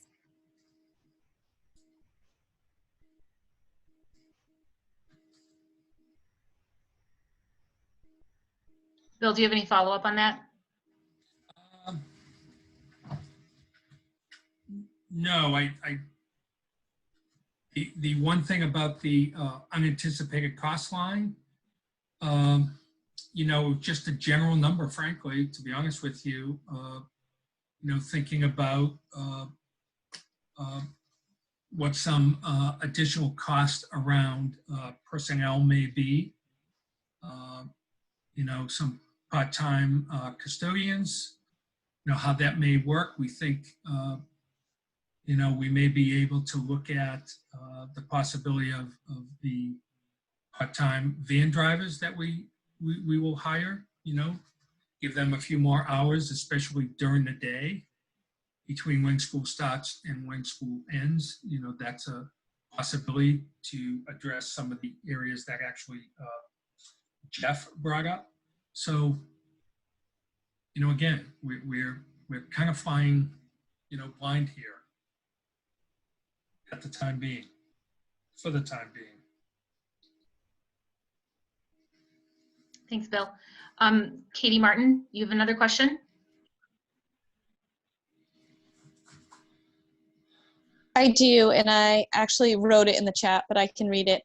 We know that some student services were given remotely during the remote learning time that we've been going through, but speech and language pathology was not one of them. So is there an assumption that there will be compensatory services for all of the lack of speech and language services this fall? This spring, next fall? So my understanding, Katie, is that, there's a process that we'll go through. We'll work with parents on that. We do estimate that there will be the need for compensatory services. And one of the things that we've been able to do, or we're anticipating to do when the federal grant is released, the application for the new FY21 IDA grant, we've been able to identify. I have to get back with Eric as to, but in the tens of thousands of dollars. That won't cover everything, but certainly we think there will be room in the IDA grant to cover some compensatory service costs. But that is a process that the teams will go through with parents. They'll identify what those services may be, and then a plan will be put into place. And I haven't talked to Eric about this. There may be an opportunity based on the guidance that just came out today, actually yesterday, from DESE on the extended school year, with an opportunity for some limited one-to-one, which speech language services may fit nicely into that. So there's a possibility, I think, that some of those services, perhaps can start later in the summer if people are available. But that's something that would be determined through the team process. So we didn't carry any specific compensatory services for the fall. It wasn't budgeted. No, that's part of the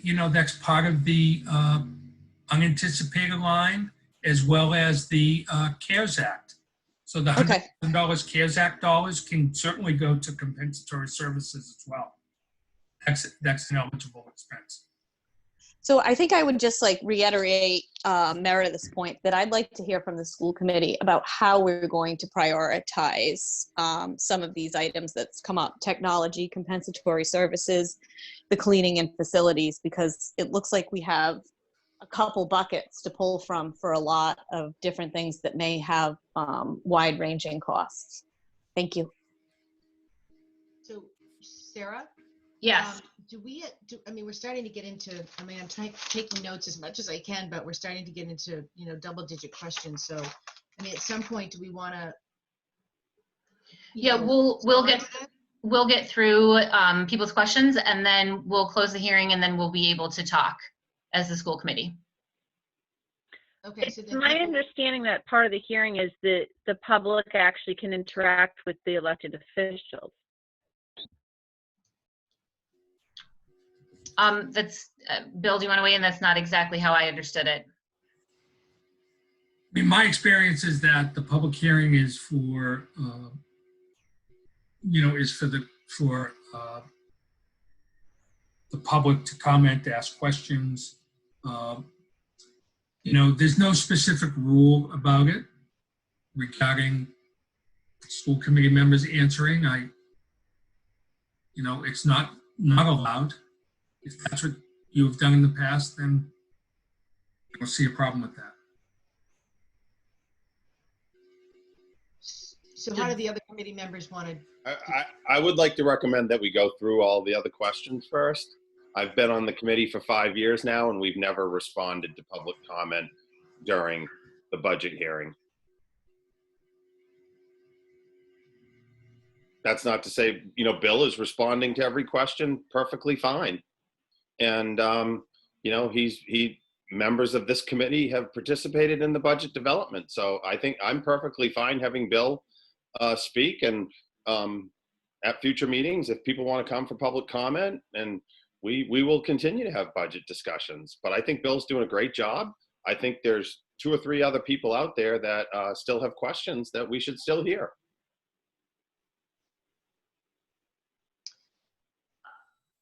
I would like to hear the rest of the comments at least, and if we can get through everyone's feedback, and then I think maybe we have a chance to talk about it.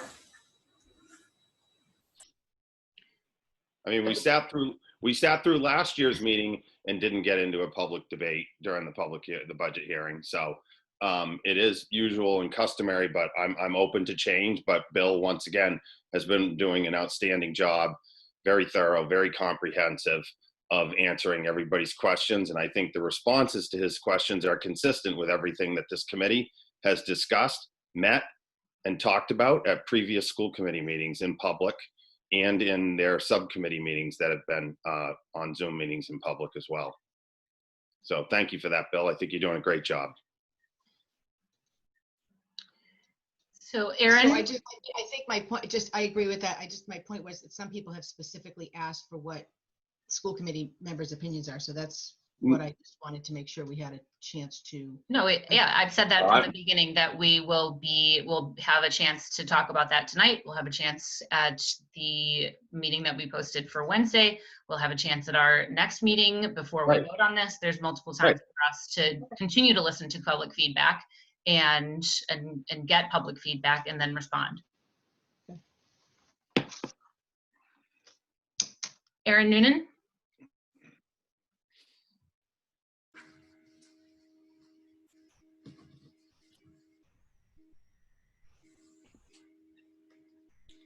Erin, are you still on?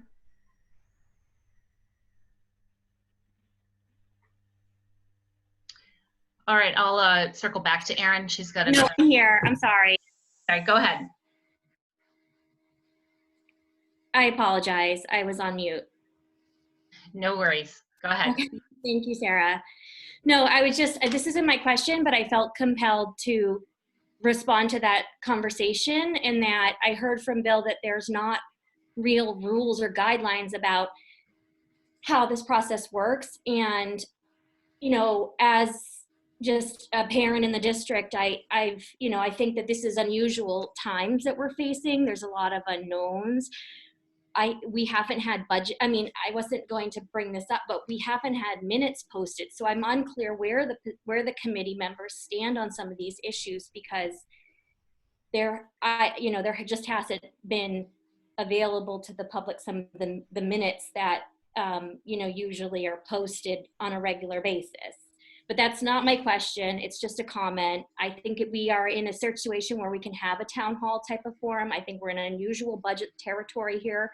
I think there's a lot of people, 111 people on this conversation. I think it would be nice to have a town hall, but it's not my decision. My question is, does this budget rely on full pre-K and kindergarten enrollment as a budget driver in the same way that it has in the last year before? Because I have to think that parents will be rethinking, if we have parents at home, whether or not, and we are going to go to some type of remote learning program, whether or not that is a financial investment or tuition that they are willing to pay. And if we haven't anticipated, a downturn in that full day kindergarten and pre-kindergarten tuition, what are we going to do to make up that loss?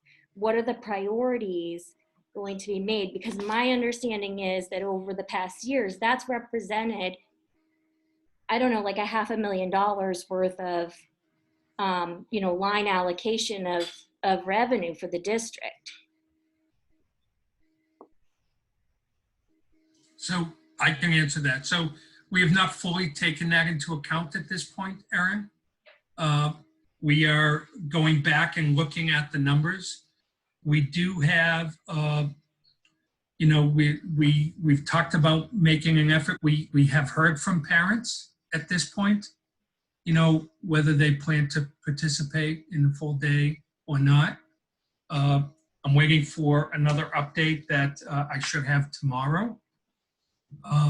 But, we have, if that's the case, we currently have 2 kindergarten teacher vacancies because of retirement that we have not hired for yet. And so depending on what the information starts looking like the next couple of weeks, if we have more students than in previous years, enough students to make up a couple of full sections, then I see that it's conceivable that that we hire part-time teachers to just teach the not full day program. So we're not something we are looking at, but once again, we're waiting for a little more data.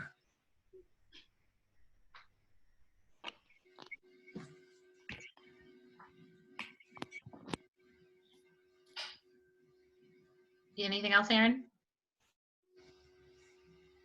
I guess I had the thought too that, we are probably should be anticipating, and I don't know if this is something that has come up, that given the financial situation, the global financial situation, there will probably be some amount of increase in enrollment of private school students returning, particularly if the guidance from the state is that we are going to, even a 50% online enrollment. And I just, was hoping that that has been taken into consideration in the budget.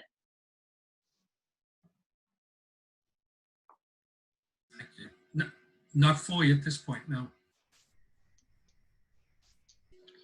Alistair Connor? Hi, can you hear me? Yes. Okay. So first, I just am concerned about the budget.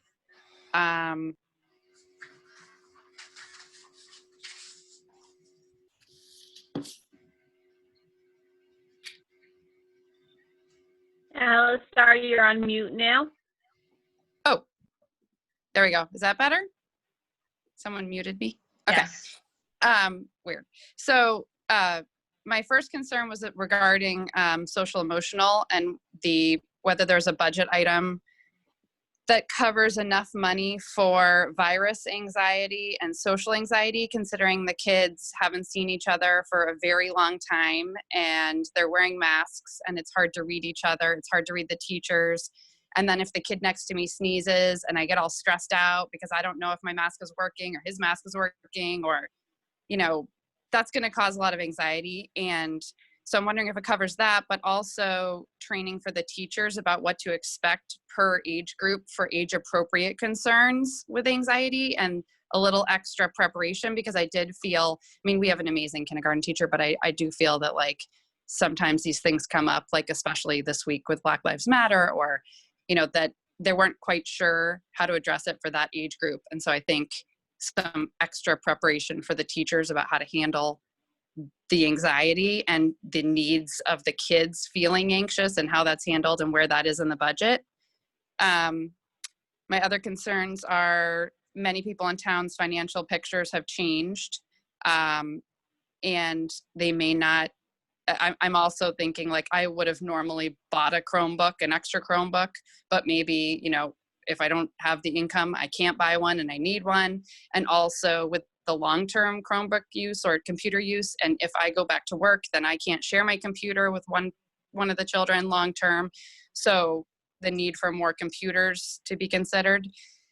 I'm also concerned about Coffin being the school that has non-functioning windows and bad HVAC, the weakest of all the schools at this point in terms of air quality. I'm concerned about that. And the lack of AC and whether the schools are hot and the kids are wearing masks. You know, if we've considered bringing in AC units for September, or how are we going to handle that? I'm curious if you have explored the possibility of outdoor classroom use at all to resolve some of those issues and also allow for full class participation. You could have 21 kids 6 feet distance apart outside not wearing masks. Whether you'd consider having porta potties and using public spaces around town to incorporate outdoor classroom use. And then my last comment is whether or not school nurses have been involved in the school budgeting, because there are things that I know I've heard from nurses, like the addition of no-touch trash cans, paper towel dispensers that don't have so much touch to them, increased trash from all the paper towels from all the hand washing, increased thermometers, and then looking at bottlenecks for when they're trying to take temperatures coming into classes, and just whether they've been a part of this budgeting process. Thank you. Bill, you're muted. So just a couple of responses in terms of the social, emotional, and staff training budget. So, you know, again, like I've said before, the direct cost of issues around, you know, social anxiety, virus anxiety, don't know what that would be, but that's under the unanticipated cost. In terms of training staff, you know, there's close to $100,000 budgeted across the district for professional development. And those will be discussions and some decisions that will have to get made, again, as the reopening plan is being finalized, and some professional development that may have been anticipated prior to school closure, you know, may have to be put off in place of training and professional development for directly related to the circumstances that we face now. But there is money in the budget, and it just may have to be reallocated. In terms of people's financial picture and technology, once again, the same answer. There is, you know, more than $160,000 in technology devices money that has been budgeted, and the original plan for how to use that may have to be put on hold, and a new plan for how to spend that money be put in place. So, you know, I think that's going to happen. In terms of Coffin air quality, you know, we did regular air quality checks at the Coffin School throughout the year, right up until school closure, and those air quality tests were good. We will engage in that process for school opening. There have been, my understanding, I know that there are some schools that we have done that regularly, and I think that would be important. We are doing all the preventative and annual work around replacing filters. We always do that. That may have to be stepped up. We'll see where that's going. I don't have an answer to the AC question. And outdoor classroom use, you know, that's certainly something to be considered. And school nurses, they'll be, you know, we will be getting them involved, and as well as other staff in certain components of the school reopening plan, so that we make sure that we have the consideration and advice of our staff who are the specialists in those areas. And I expect that the district will reach out to others, both within and without outside the school community, to help with that as needed and necessary.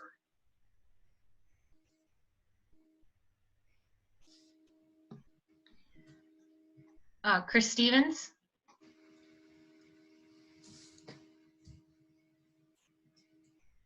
I'm sorry. I don't have a question. I don't know. I didn't realize I had my hand up. Oh, okay. Sorry. Mr. O'Neill, did you want to, it looks like you've got a statement that you'd like to make?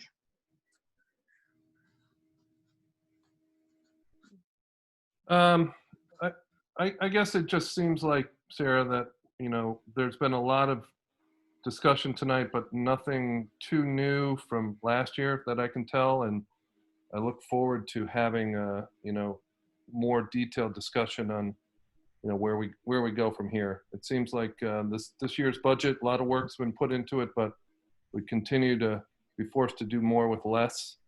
And, you know, I think it's time that we get together as a community and put a strategic plan in place and figure out where we go from here. Thank you. Erin Noonan, did you have another comment? I did. Thanks, Sarah. So I have, like everybody, some concern, like a lot of concerns, and a lot of it's based on unknowns.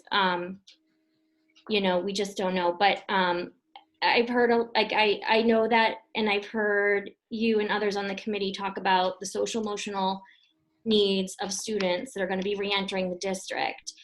And I guess, like, I'm looking at, you know, for example, Village School, and there's 2 guidance counselors there right now. And maybe, I mean, I guess I'd have to direct this to our superintendent, but there's, you know, I don't know what, 700 students at Village and 2 guidance counselors. It seems like that's an extremely high caseload of like 350 students to 1. And have we allocated resources in the fact that everyone's acknowledged that we are going to be anticipating increased social emotional needs? And I guess we're going to go back to the bucket of money from the COVID fund, but it seems that there's a lot of stuff going into the bucket. So have we prepared for the increase in social emotional needs due to COVID, not including the guidance counselor at Glover, which I know we were already planning on? Eric, so there are actually 3 full-time guidance counselors at Village?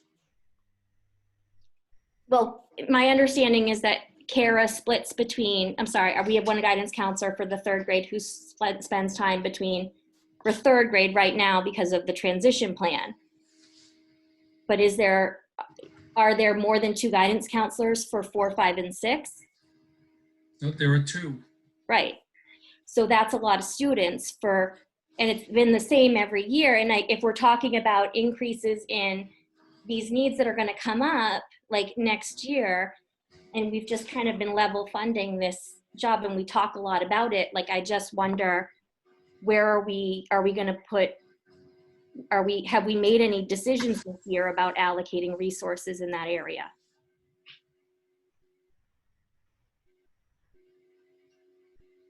Not specifically, no. I appreciate your honesty, Bill. Thank you. My next question regarding special education. We know that there is a backlog of students who need, or at least in my own household, I have 2 pending evaluations from this year for my 2 students who are in special education services.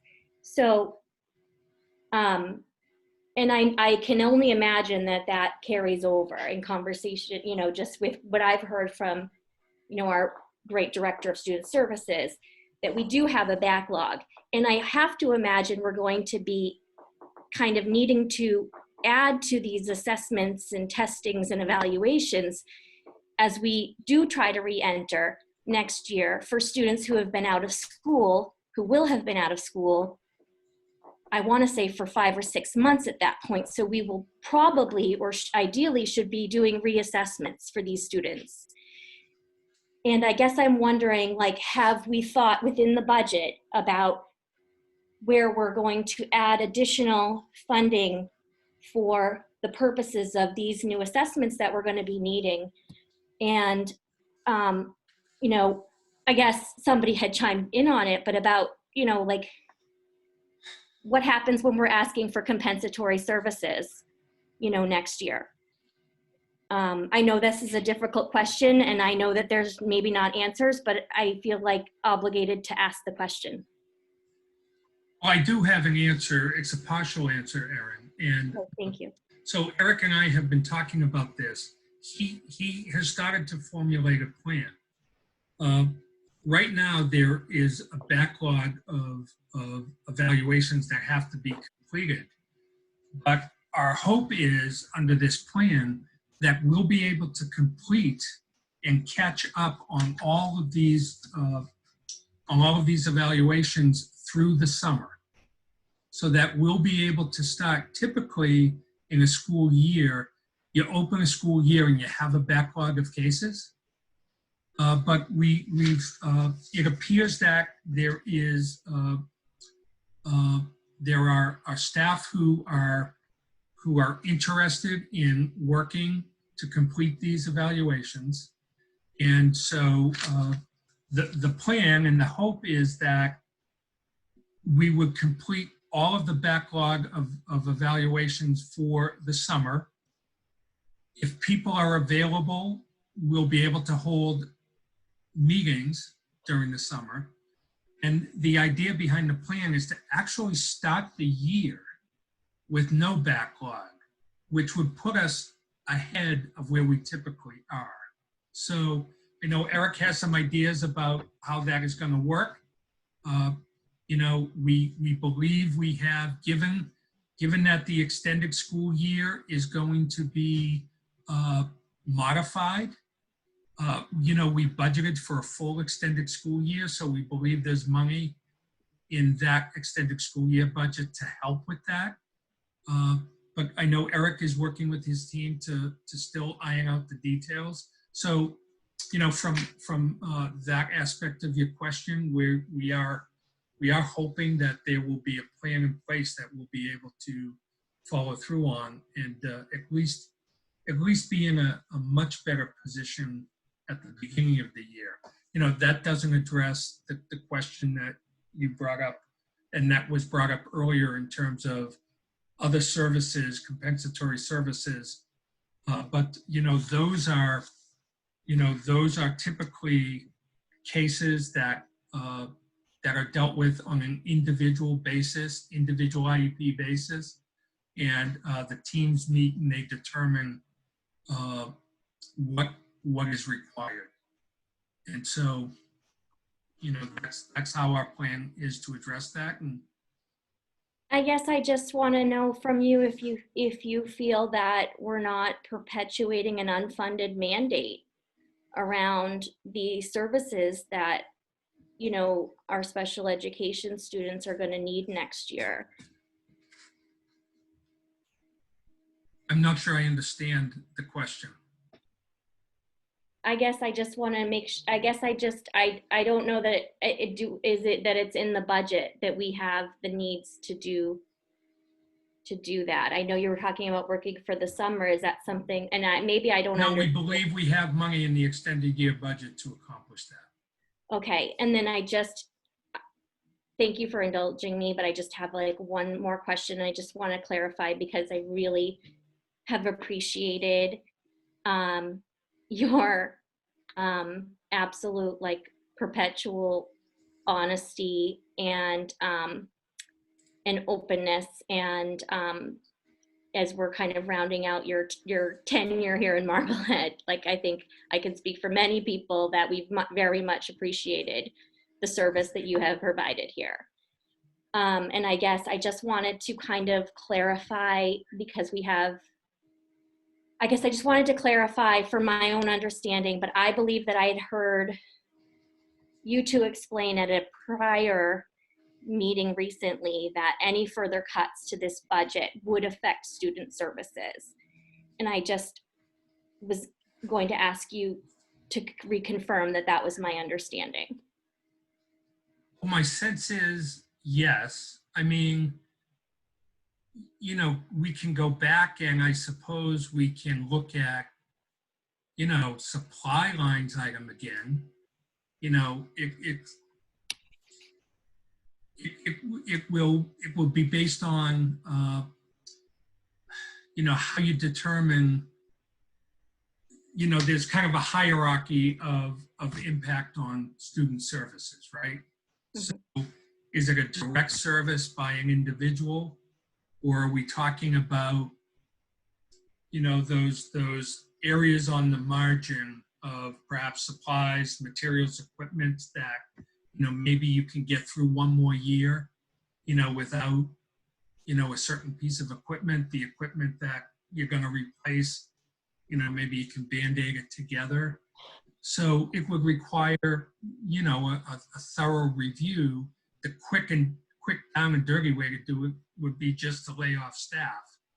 I would think we would want to try to avoid that, of course, because that's the hierarchy where it has the most impact, on student services. So, I think, again, we're all experiencing this for the first time. I wish I could tell you that I'm going to, reach back and draw upon my 22 years of experience and say, I've got the answer. I have to tell you, it's frustrating as heck. I don't. But, my understanding is that there will be a need for a fall town meeting. And, sorry, town fathers, bringing this up, but as we get into the school year, if we find that, things have just gone crazy and out of control, and there needs to be a supplemental funding, that would be the opportunity from my perspective, that would be the possibility of additional funding. The piece that's still hanging out there, and I don't, who knows with the way, with what's happening across our country now, but, I was of the opinion, just 10 days ago that there will be a supplemental federal, relief package earmarked for states and municipalities directly, like there was back in 2008. And, those are funds that, if they realized, I think will help considerably. And all the more reason, to have a fall town meeting where those funds could be accessed. So, I know that's not probably the answer you wanted to hear, but, that's my thinking right now on that. No, I mean, I think I agree. I think that I think all of us have concerns that the CARES Act and the $135,000 that we budgeted will not be enough for the cleaning, the technology, and all the unknowns that you outlined well in the presentation. And so I guess just my final question is to the school committee that I would like to see in the following discussion is how are you as the school committee going to prioritize the cuts that are going to need to be made, possibly, given all the uncertainties?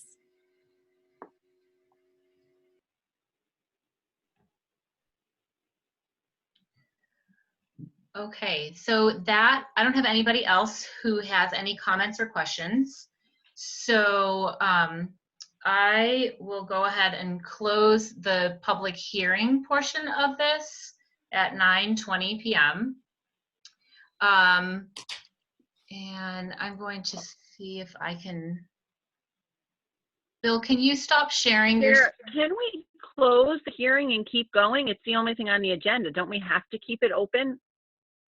We can close the public hearing from how I understand it. We can close the public hearing and then the school committee can continue a discussion.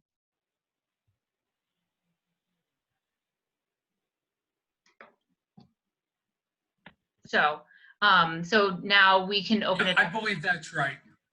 Thanks, Bill. John, I saw you shaking your head as well. So we can now discuss as a school committee. I know Sarah, you had obviously, put your hand up first, so I'll let you comment.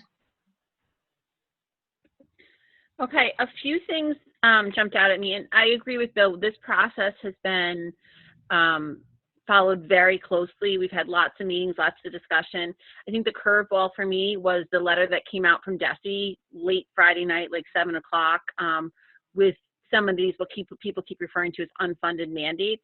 So we really haven't had a chance to talk about the impact of those. So I think those are my biggest issue. The first one being, in that letter, it states no more than 10 children can be in a room at any given time.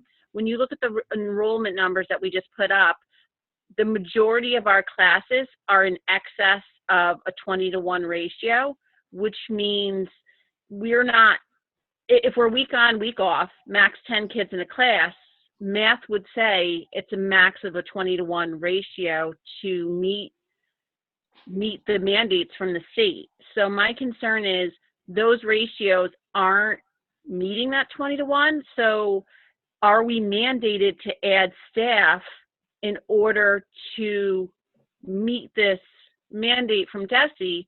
And how do we add staff when we're actually talking about someone just about possibly needing to cut staff? So that's one of my questions. If we want to just talk about that one, I can follow up with the other one. Well, I want to jump in, and I sat through too much last year of cutting staff kind of rumors and everything. So that has not actually been something that we have discussed in any way, shape, or form. And so that's not where Bill we're just at said it 5 currently. minutes ago, Sarah. Right, but Bill said that kind of when pressed of like, where would these things come from? If if this, then that, then this other thing. And I do not want to go down that hole again. Like that's no, fair enough. But I just want to having heard from it a million times last year over this. Oh, we're gonna have to cut staff. We're gonna have to cut staff. And I'm not going down that wormhole again. Not doing it. And I refuse. I would to agree, allow and we our heard staff Bill to answer 3 or like 4 that. questions about the additional supplemental funds that are coming from They're not state funding and everything else. So Okay, circling back to my original question, my concern is we're not meeting that ratio of the 10-to-1 that is a state mandate. How are we going to address that?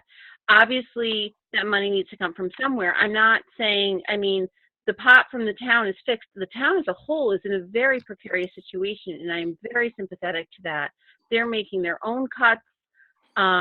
Their department, departments all over town are in a hard spot, and I am like many of us very sympathetic to that. However, as a school committee member, I just want to make sure that our numbers are reflective of achieving that mandate from the state. Sarah, can I just jump in? Yes, please do. Sarah Fox, thanks. We need to remember, though, that guidance that came out late Friday was just for summer services. So we don't know yet, until we see the DESE plan, what the impact, what the parameters will be for the fall. And my understanding is that, again, that will be subject to change based on the metrics that the governor has been using. And that's what DESE has been following. So I totally get your concern, but I had to read that a couple of times myself. But that's just related to the summer programming right now. Okay. Do we think that those new regulations will be out for the June 15th release? I know there's no crystal ball, but is that your assumption? Well, my hope is that when the DESE plan comes out, that there will be, we were told it will be comprehensive and it will have details. So I assume those are the kind of details that it will include. One can only hope. Okay, thank you. And then one quick line item that didn't work out with my math from Friday's meeting was we had talked about the estimate for PPE being townwide, I think $370,000. Yeah. And I can't remember who said it, and I don't want to misquote who it was, but I think the estimation was about 80% of that would be needed for the schools. It was about $100,000. Yeah, so about $300,000, and on the line item, we are getting 180 of the roughly. I think you noted 180 of the CARES Act money to cover that. No, I indicated there was $1.8 million coming to the town. Yeah, and then right below it, you wrote in parentheses 180 to the schools for PPE. It might have just been a typo. It must have been a typo. That must have been a mistake. Okay, thank you. I just wanted to make sure. The conversations that we've had with the town is that we're hopeful, given the amount of money that we believe PPE plus some other costs, will be covered. Thank you very much, Bill. I'll go back and look at that, Sarah. Sorry. Okay, thanks. Jen, you got your hand up? Yes, can you hear me? Okay, great, thanks. So I have a couple of things. Actually, I have a couple of questions and then some comments that I'll make. The first actually is to you, Bill, and that is just kind of a in the weeds thing. The math curriculum that you talked about with Go Math, right? We have a line item there to get us through to keep that whatever we need for the 2015 version. But my understanding is we would need to be implementing a new curriculum in FY22. So the plan now is to put, have the math study group start this summer for reviewing and starting the process of identifying possible programs that would be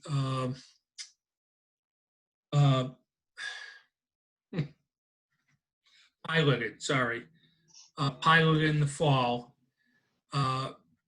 with enough time to get the appropriate feedback from staff for due diligence to be done, and then still to have time to be able to include it in an FY22 budget. Okay, so that was my question. So the idea would be we would do the working groups this year in FY21, and it would be then a budget item for FY22. That's the plan as it stands now. Is there any cost associated with those study groups? Are there stipends or anything that go along with that? Yeah, typically there's either summer work pay at $33 an hour or for increment credit. Okay, and has that been budgeted? Yeah, that's part of the staff development summer budget. Okay, great. It likely will be paid, will be able to be paid from one of our title grants. Great, perfect, thank you. The next question I actually have really is probably for both you and Michelle. So a few folks, Erin and some other folks, have been asking us, where we're going to find funds if we have these unforeseen costs that do overrun our revenue. So I think that it's, I don't want to sound like I'm wimping out here, but I think that from my perspective as a school committee member, it's hard to sit here and talk about where we would make changes for based on hypothetical and unforeseen additional costs and running out of revenue in different buckets. It's hard to sort of do that. But so I think from what, where I sit, the question is, what do you, if you were here, because we can't ask John because he's not able to answer that, but between you and Michelle, how would you envision a process? So in other words, if you were sitting in this seat on July 1st and by October 1st, we are looking at some difficult financial situation, how would you envision that kind of process going between you and Michelle, the business manager, finance manager, prioritizing or making recommendations? Because I believe, correct me if I'm wrong, it would likely be a recommendation by the administration as to how we would overcome those costs or revenue shortfall. If we needed to look at that once the school year started, that's your question. Correct. Right. So what I would do is I would involve the leadership team. Bring the leadership team together. Michelle and I would have talked about some ideas, but we bring the leadership team together, we lay out what the issue is, and, we try to work as a team to identify areas that would have, as we've talked about before, the least impact on direct student services, and develop a rationale for, each idea that's put on the table. And then to put that together, it probably would mean more than, 1 or 2 meetings, but giving people an opportunity to perhaps go back, share it with, talk to either key staff or some staff about that. Put together some different scenarios, and then bring those back to the school committee with either, might be a first pass of, does the school committee have a certain, sense of prioritizing different scenarios? I want to hear your feedback, and then if you were ready to make a decision on one of those, fine. But if not, you needed more information, we go back to the team and, tweak things, and then come back with a final recommendation. That's how I would envision the process happening.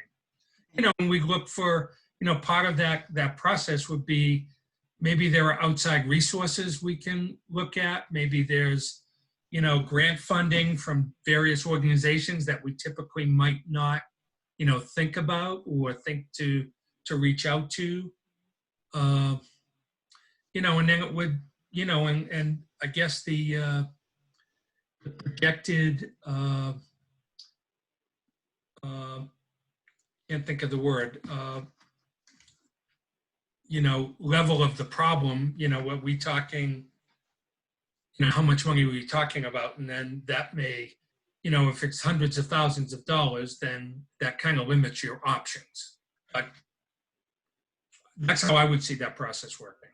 Okay, I appreciate that. And I think that's important for folks out there to, to understand how that will work. I also think that from my perspective, it will be important for us to be, really monitoring this, the costs on a, a pretty, whether it's a daily basis or a weekly basis. If we start seeing things, and I know Michelle will be doing this, we get a monthly update report, budget report.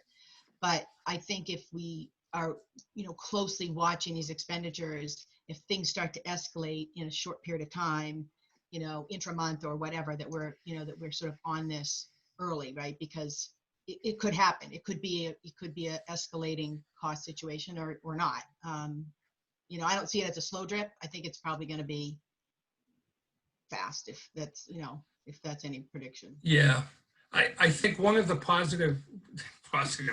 one of the tools that will help, though, Jen, in that regard, will help the school committee, certainly will help the administration, is that with the 2 new practices of encumbering salaries and then requiring all purchases to be done through a purchase order, which then results in encumbrance.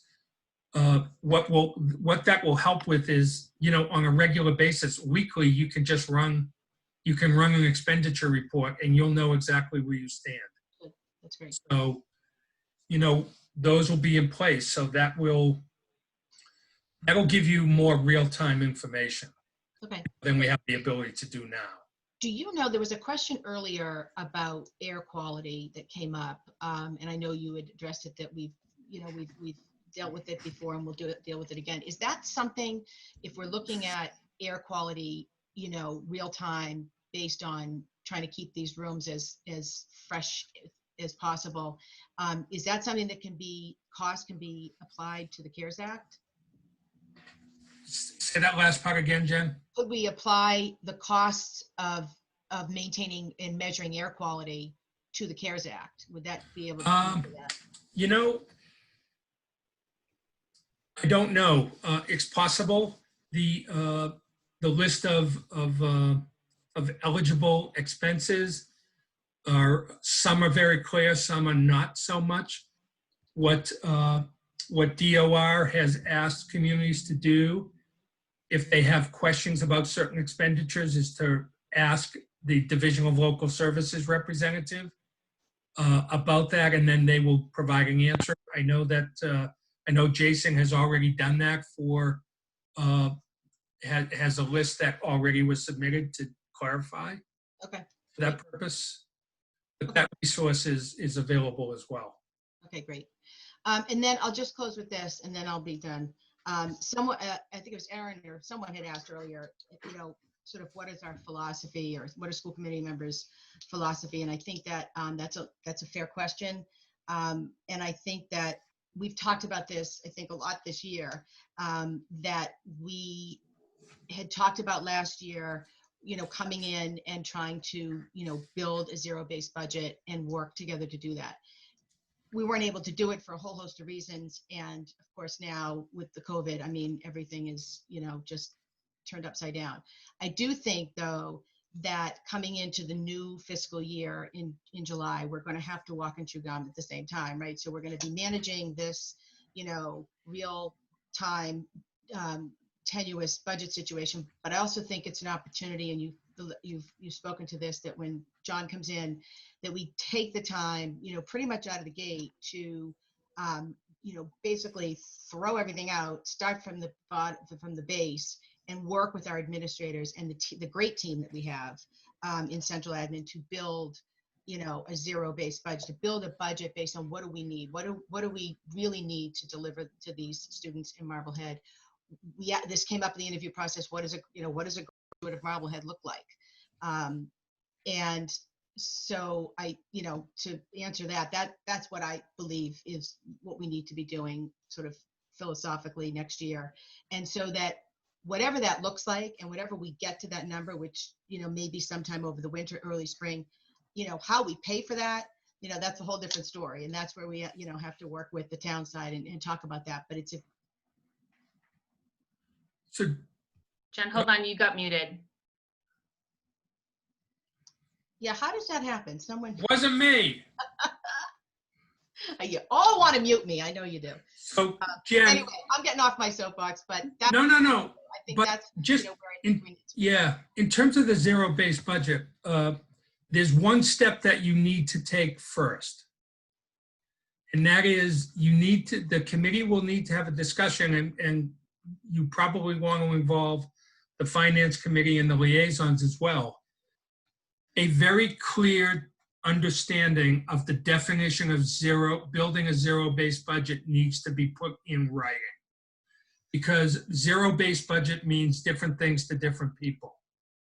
I would, as an aside, I would argue that a large part of our budget for FY21 proposed is a zero-based budget, because we have identified every single personnel. We know exactly what they'll be earning. We have identified all of our known special education costs, and we did that again from the ground up, going back to you know, everyone who is on a, you know, is involved, and who may be coming off, and clearly identified them. And then we did a similar thing for utilities. There's a lot more work to do, of course, but in those big components of the budget, you know, I would argue from one definition of zero-based budgeting, you know, that we did at least start that process this year. But, you know, I think that the first step is very important, that everybody has to be on the same page as to what that means. Thank you. And Bill, I appreciate that clarification, because I agree with you that we did do a pretty darn decent job at building a zero-based budget. You know, I think what we are now moving into is creating a needs-based budget. And so, you know, we know now where we stand, what we have as the priorities. And, you know, when you came in last year, the school committee had set forth a list that we all created together of priorities to cover through the year. And that, I think, is where you built that zero-based budget from, because obviously, staff was one of those top priorities. And so I think as we move into next year, that's where we sort of find ourselves, is that now we're going to task with really, kind of shoring up any loose ends on that zero base, but then creating a needs-based budget, it seems like. And then that is what we go forward with in looking at that new strategic plan that John's going to create. And that's what the school committee is then using as we look at, the override that I think we all kind of know is needed. There's never been much doubt about that. It's just been this whole idea that to kind of, again, quote an overused phrase, this kicking the can down the road. I mean, the can had been kicked down the road for years and years and years.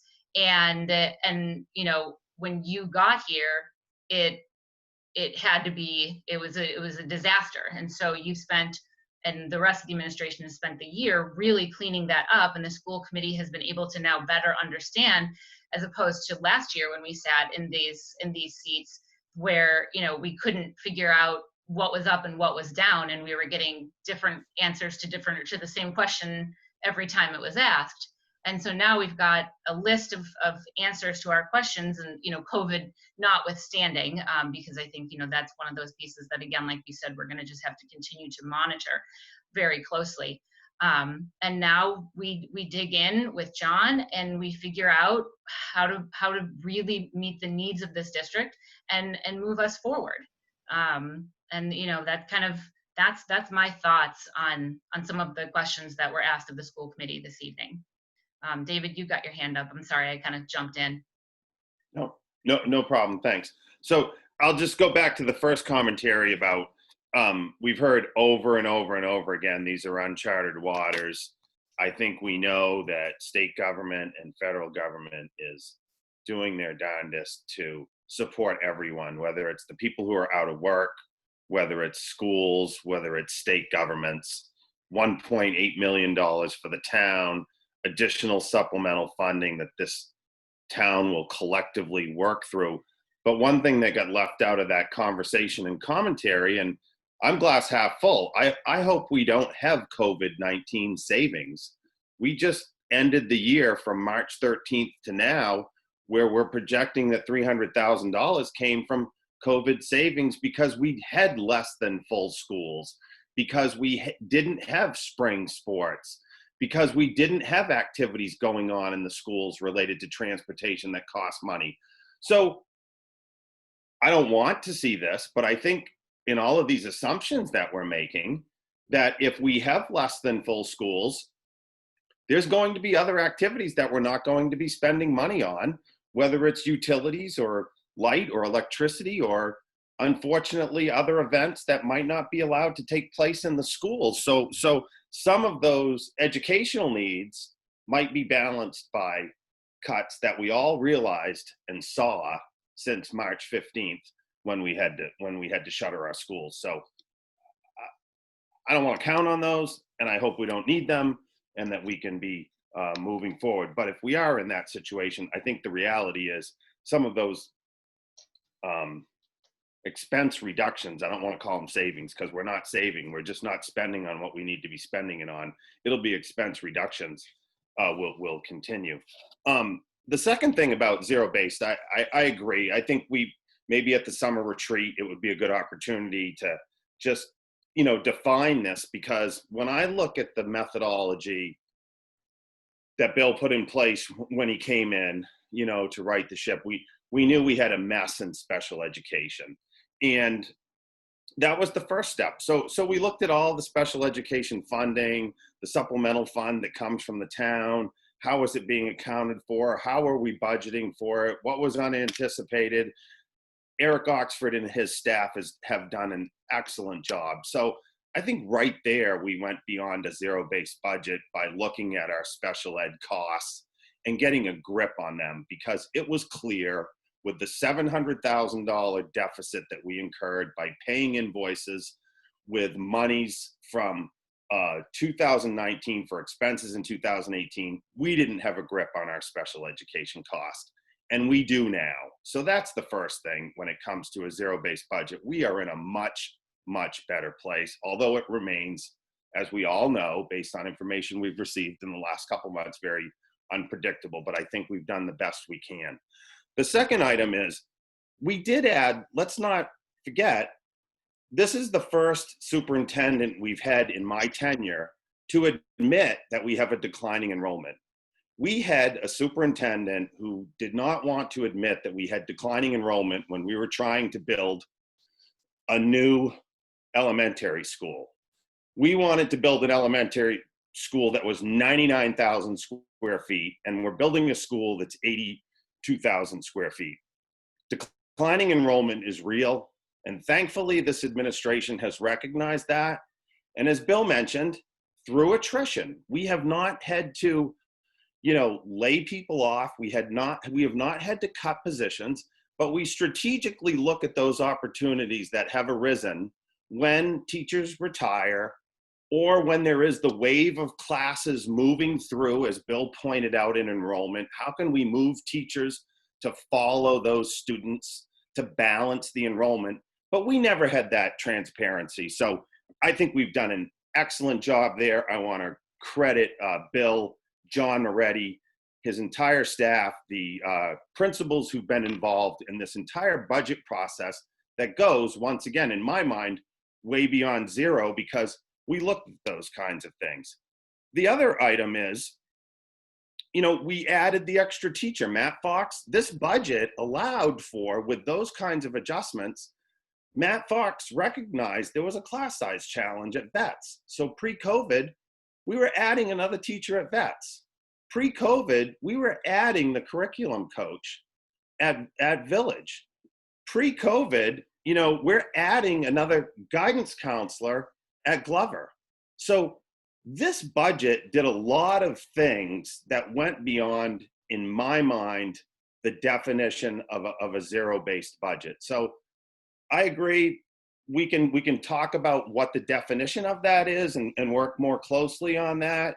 And then are there things beyond what we all know? A lot of work has been done on facilities and what needs to be done for our capital plan, and we recognize there will need to be some more comprehensive work that's been started by people, and we need to look at that. So I don't disagree that, we need to continue to work on these things, but we've accomplished a heck of a lot since last March. And pre-COVID, we're trying to be team players with what's happening on the state level with the reductions in state funding. And I just want to recognize, I think everybody's done an outstanding job. So thank you for everyone who's been involved. And it's challenging, and we recognize that we don't have all of the answers. They continue to change, but I'm confident that we have the staff and the administration, and quite honestly, we have a great team effort working with the town that will pull through this. We're going to be able to do this. So thank you for my time. I appreciate it. Thank you. David. Megan, we haven't heard from you. Did you want to add anything? David just kind of stole my thunder, to be honest. I do agree with everything that everyone said, to be honest. And I first just want to thank Bill for putting this presentation together and talking for an hour and a half in great detail. And I hope the community, has learned a lot. And also thank the community for participating. I think having over 100 parents and community members listen in and, try to digest all the information and provide real constructive feedback is imperative to this process. So I'm very happy, maybe that's one of the silver linings of going virtual, is that we can have more participation. So I think that, I think all the feedback has been really useful, and I appreciate it. I think, I don't want to repeat things that people have said, but, being one of the budget liaisons, this is the unknowns and how we're going to fund it. That is what we talk about every single time we get together, both internally and with the town. And there are unknowns, and there will continue to be unknowns. I think the key for us is, obviously DESE is going to provide a whole set of guidance and guidelines that we're going to have to most likely follow. So we do have a little bit of a waiting game until that information comes out. And I think also we have to work with our parents and our staff and our families to figure out what that's going to mean for them come September. You know, so who can and cannot or will not, you know, be physically in our buildings. And that's a piece of information that we still need to gather. And so yes, there are unknowns. It is something that we talk about not daily, but pretty much. And right now we've got some areas where we know 100% we've got funding and we've got that set aside. And as we continue to flesh out what the plan will look like, then we have to continue to be flexible and creative. And most importantly, work with our town counterparts to figure out as a community, how are we going to address our needs? So I just want to make sure that everyone's aware that this is something that we are talking about on a regular basis. But yes, there are still unknowns and we need to continue to flesh those out. And I think I'll stop there for now. I know that we're going to meet on Wednesday. I know you guys know this at this point, but I really like to think about and process everything I've heard here today. And so, you know, I'll definitely have more to say on Wednesday as well. Thank you. Thanks, Megan. Totally agree on that point. Sarah, you've got your hand up. Yes. So 2 points that were brought up that I just found in my notes that I wanted to circle back to. The point about kindergarten tuition, and that it very, very likely will not hit that $500,000. I think that was the driver that we used. Bill, do you suggest that we be, and I may be off by a little bit, I just kind of did the math of the tuition by most of the enrollment. But Bill, would you recommend that we maybe be a little more conservative with that, so we're setting ourselves up for success? I mean, it's probably better to plan in the beginning rather than, you know, try to, you know, rob Peter to pay Paul later on. I hadn't really thought about that kindergarten tuition piece, which is shame on me as a kindergarten parent. But I know this year that was a big discussion topic among parents, where they felt once they were into distance learning, they wanted to actually, you know, no longer do the tuition. And well, I'm glad many still did. I'm just wondering, should we be conservative into our budget number for that? Bill, you're muted.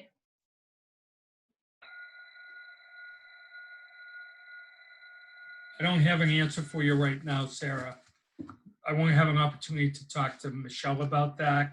I did just look it up. We're projecting $529,000. That is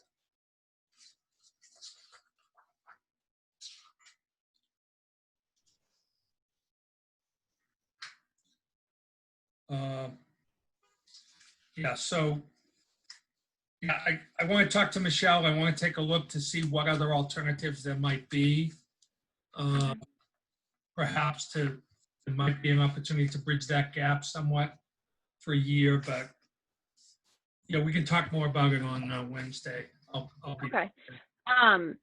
And then when you talked about the transportation, that could be a potential driver, I 100% agree with you that I don't have a huge concern that our in-district kids, that's going to be a huge problem. We have such a limited transportation and bus system within the town that I think if anything, it will be minimal. But is there a point, and maybe Michelle might know this answer, or you may, is there a point that our transportation contractors for out-of-district placements are required to give us their rates and or estimates and lock them in, or is that a moving target? No, no, they lock them in per year. I don't know where we are in that process. I'll have to find the answer to that, but no, the rates get locked in for every year. Okay, and then if if we haven't locked them in yet, can we try to do that before we bring forward this budget? Just I know in some years that's been almost $1 million driver. So is it possible we can push them to lock them in sooner, or we don't have that wiggle room?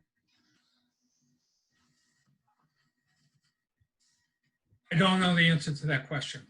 I have to find out. All right, no problem. I know I But- just threw these at you, and I apologize Yeah. for that. But you know, our original budget was approximately $700,000. We are saving 46,000 or so, so it's down to, you know, the 650. We'll have a conversation with Eric about that. Okay. I just want to, I know you said if we had to, we could change something at town meeting, but I think the ideal for us in the town is not to do that.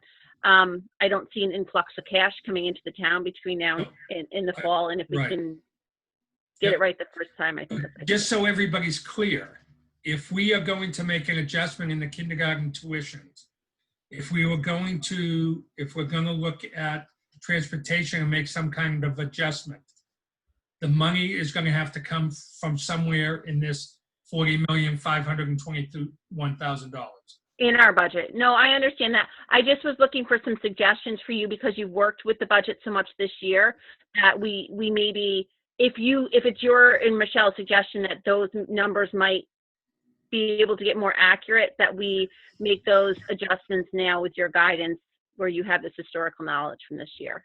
Yeah, no, we'll definitely take a look at all of that. So we're going to look at K tuition. I'm going to get I'm going to find out, because now I need to know that answer for the special ed transportation. I could be wrong. I think those rates are already set, and that's what our estimates are based on.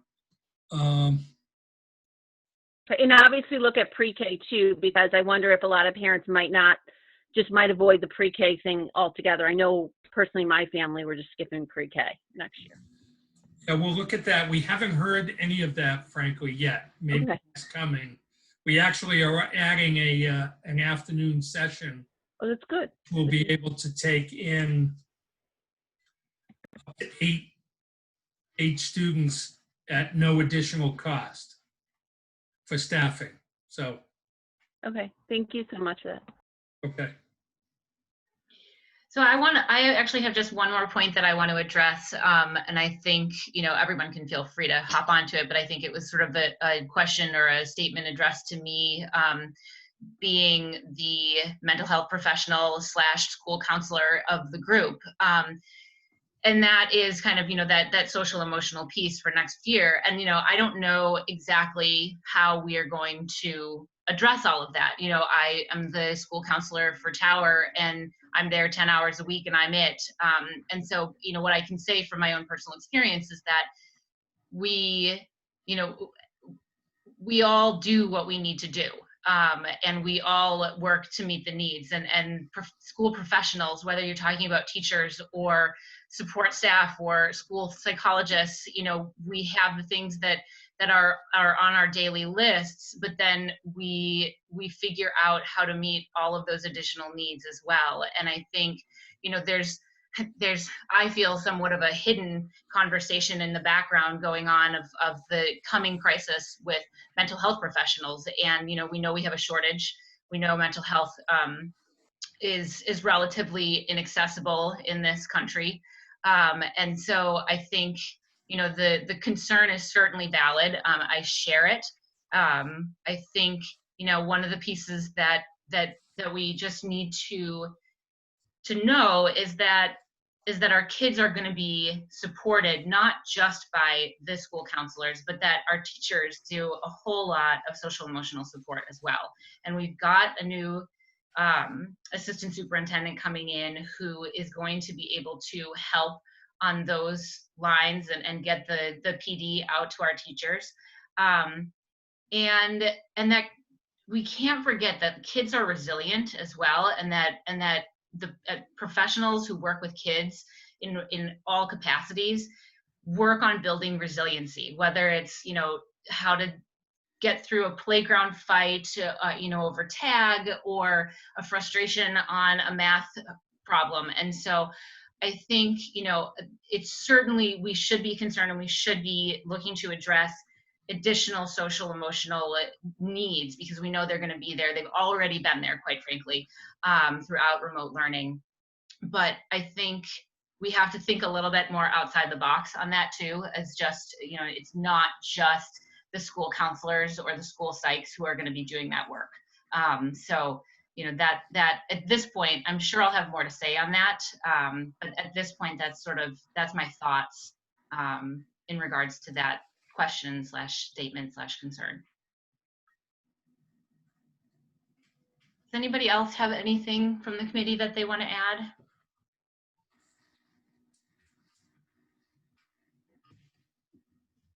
All right, Bill, do you have any closing remarks? Or are you just done? No. I actually had my hand up. I was just waiting for you to call on me, Sarah. Oh, sorry, Sarah. I thought I hadn't put it down earlier. Is there an availability of some of the CARES Act money to potentially find, and I'm sure that they're out there in an abundance right now, a professional development that kind of focuses on maximizing outcomes from distance learning? We know we'll be in distance learning in some type of hybrid format in the fall. And could we utilize some of those funds to provide, this professional development potentially over the summer, and therefore also I think we'd probably contractually have to stipend our employees for that. And could we also possibly find one about, trauma awareness, just to kind of bolster them in those two areas and give them the tools that are going to set them up for success as well? Because I think we definitely, that's our staff, if possible. I'll have to go back and check. I'm pretty sure that the CARES Act money we get, the schools get directly, that $100,000, can be used for anything as long as we can show it's directly related to, dealing with the issues around from COVID-19. We'll double check that. All right. I think that's it for tonight. We do have another meeting set up for Wednesday evening. I think there's been a little bit of concern amongst the community that that's gonna, we're gonna completely change our path from tonight. It's a meeting that we're gonna just hash out a few pieces to address that are concerns from the community. So I think it's just an ongoing conversation from this, and that there are no huge pivots planned as far as I know. So everyone is encouraged to tune in again. Obviously, like Megan said, this is another silver lining. It's just sort of the ease in which we can participate and watch these meetings. Yeah, just wanted to kind of address that. So just want to thank yeah. Do you know when do you anticipate school committee voting? I believe that vote is set, and Bill, correct me if I'm wrong, that vote is set for the next school committee meeting. Is that the 19th? Oh, so it's after the FinCom meeting. Okay, I wasn't sure. Yes. Correct. All right, got it. The next day. Yeah. So the 18th, sorry, I misspoke. The Thursday the 18th. So the kind of the final regularly scheduled school committee meeting of our year, of our school year. So that's where we'll be at.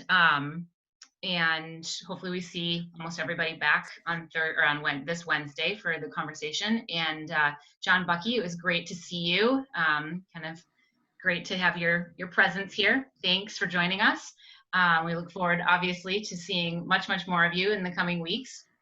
So yeah, with that, I will adjourn us at 10:05 p.m. Thank you, everyone. Thanks, everyone. Thanks, Thank Bill. you. Good night. Thanks, John. Nice to join you.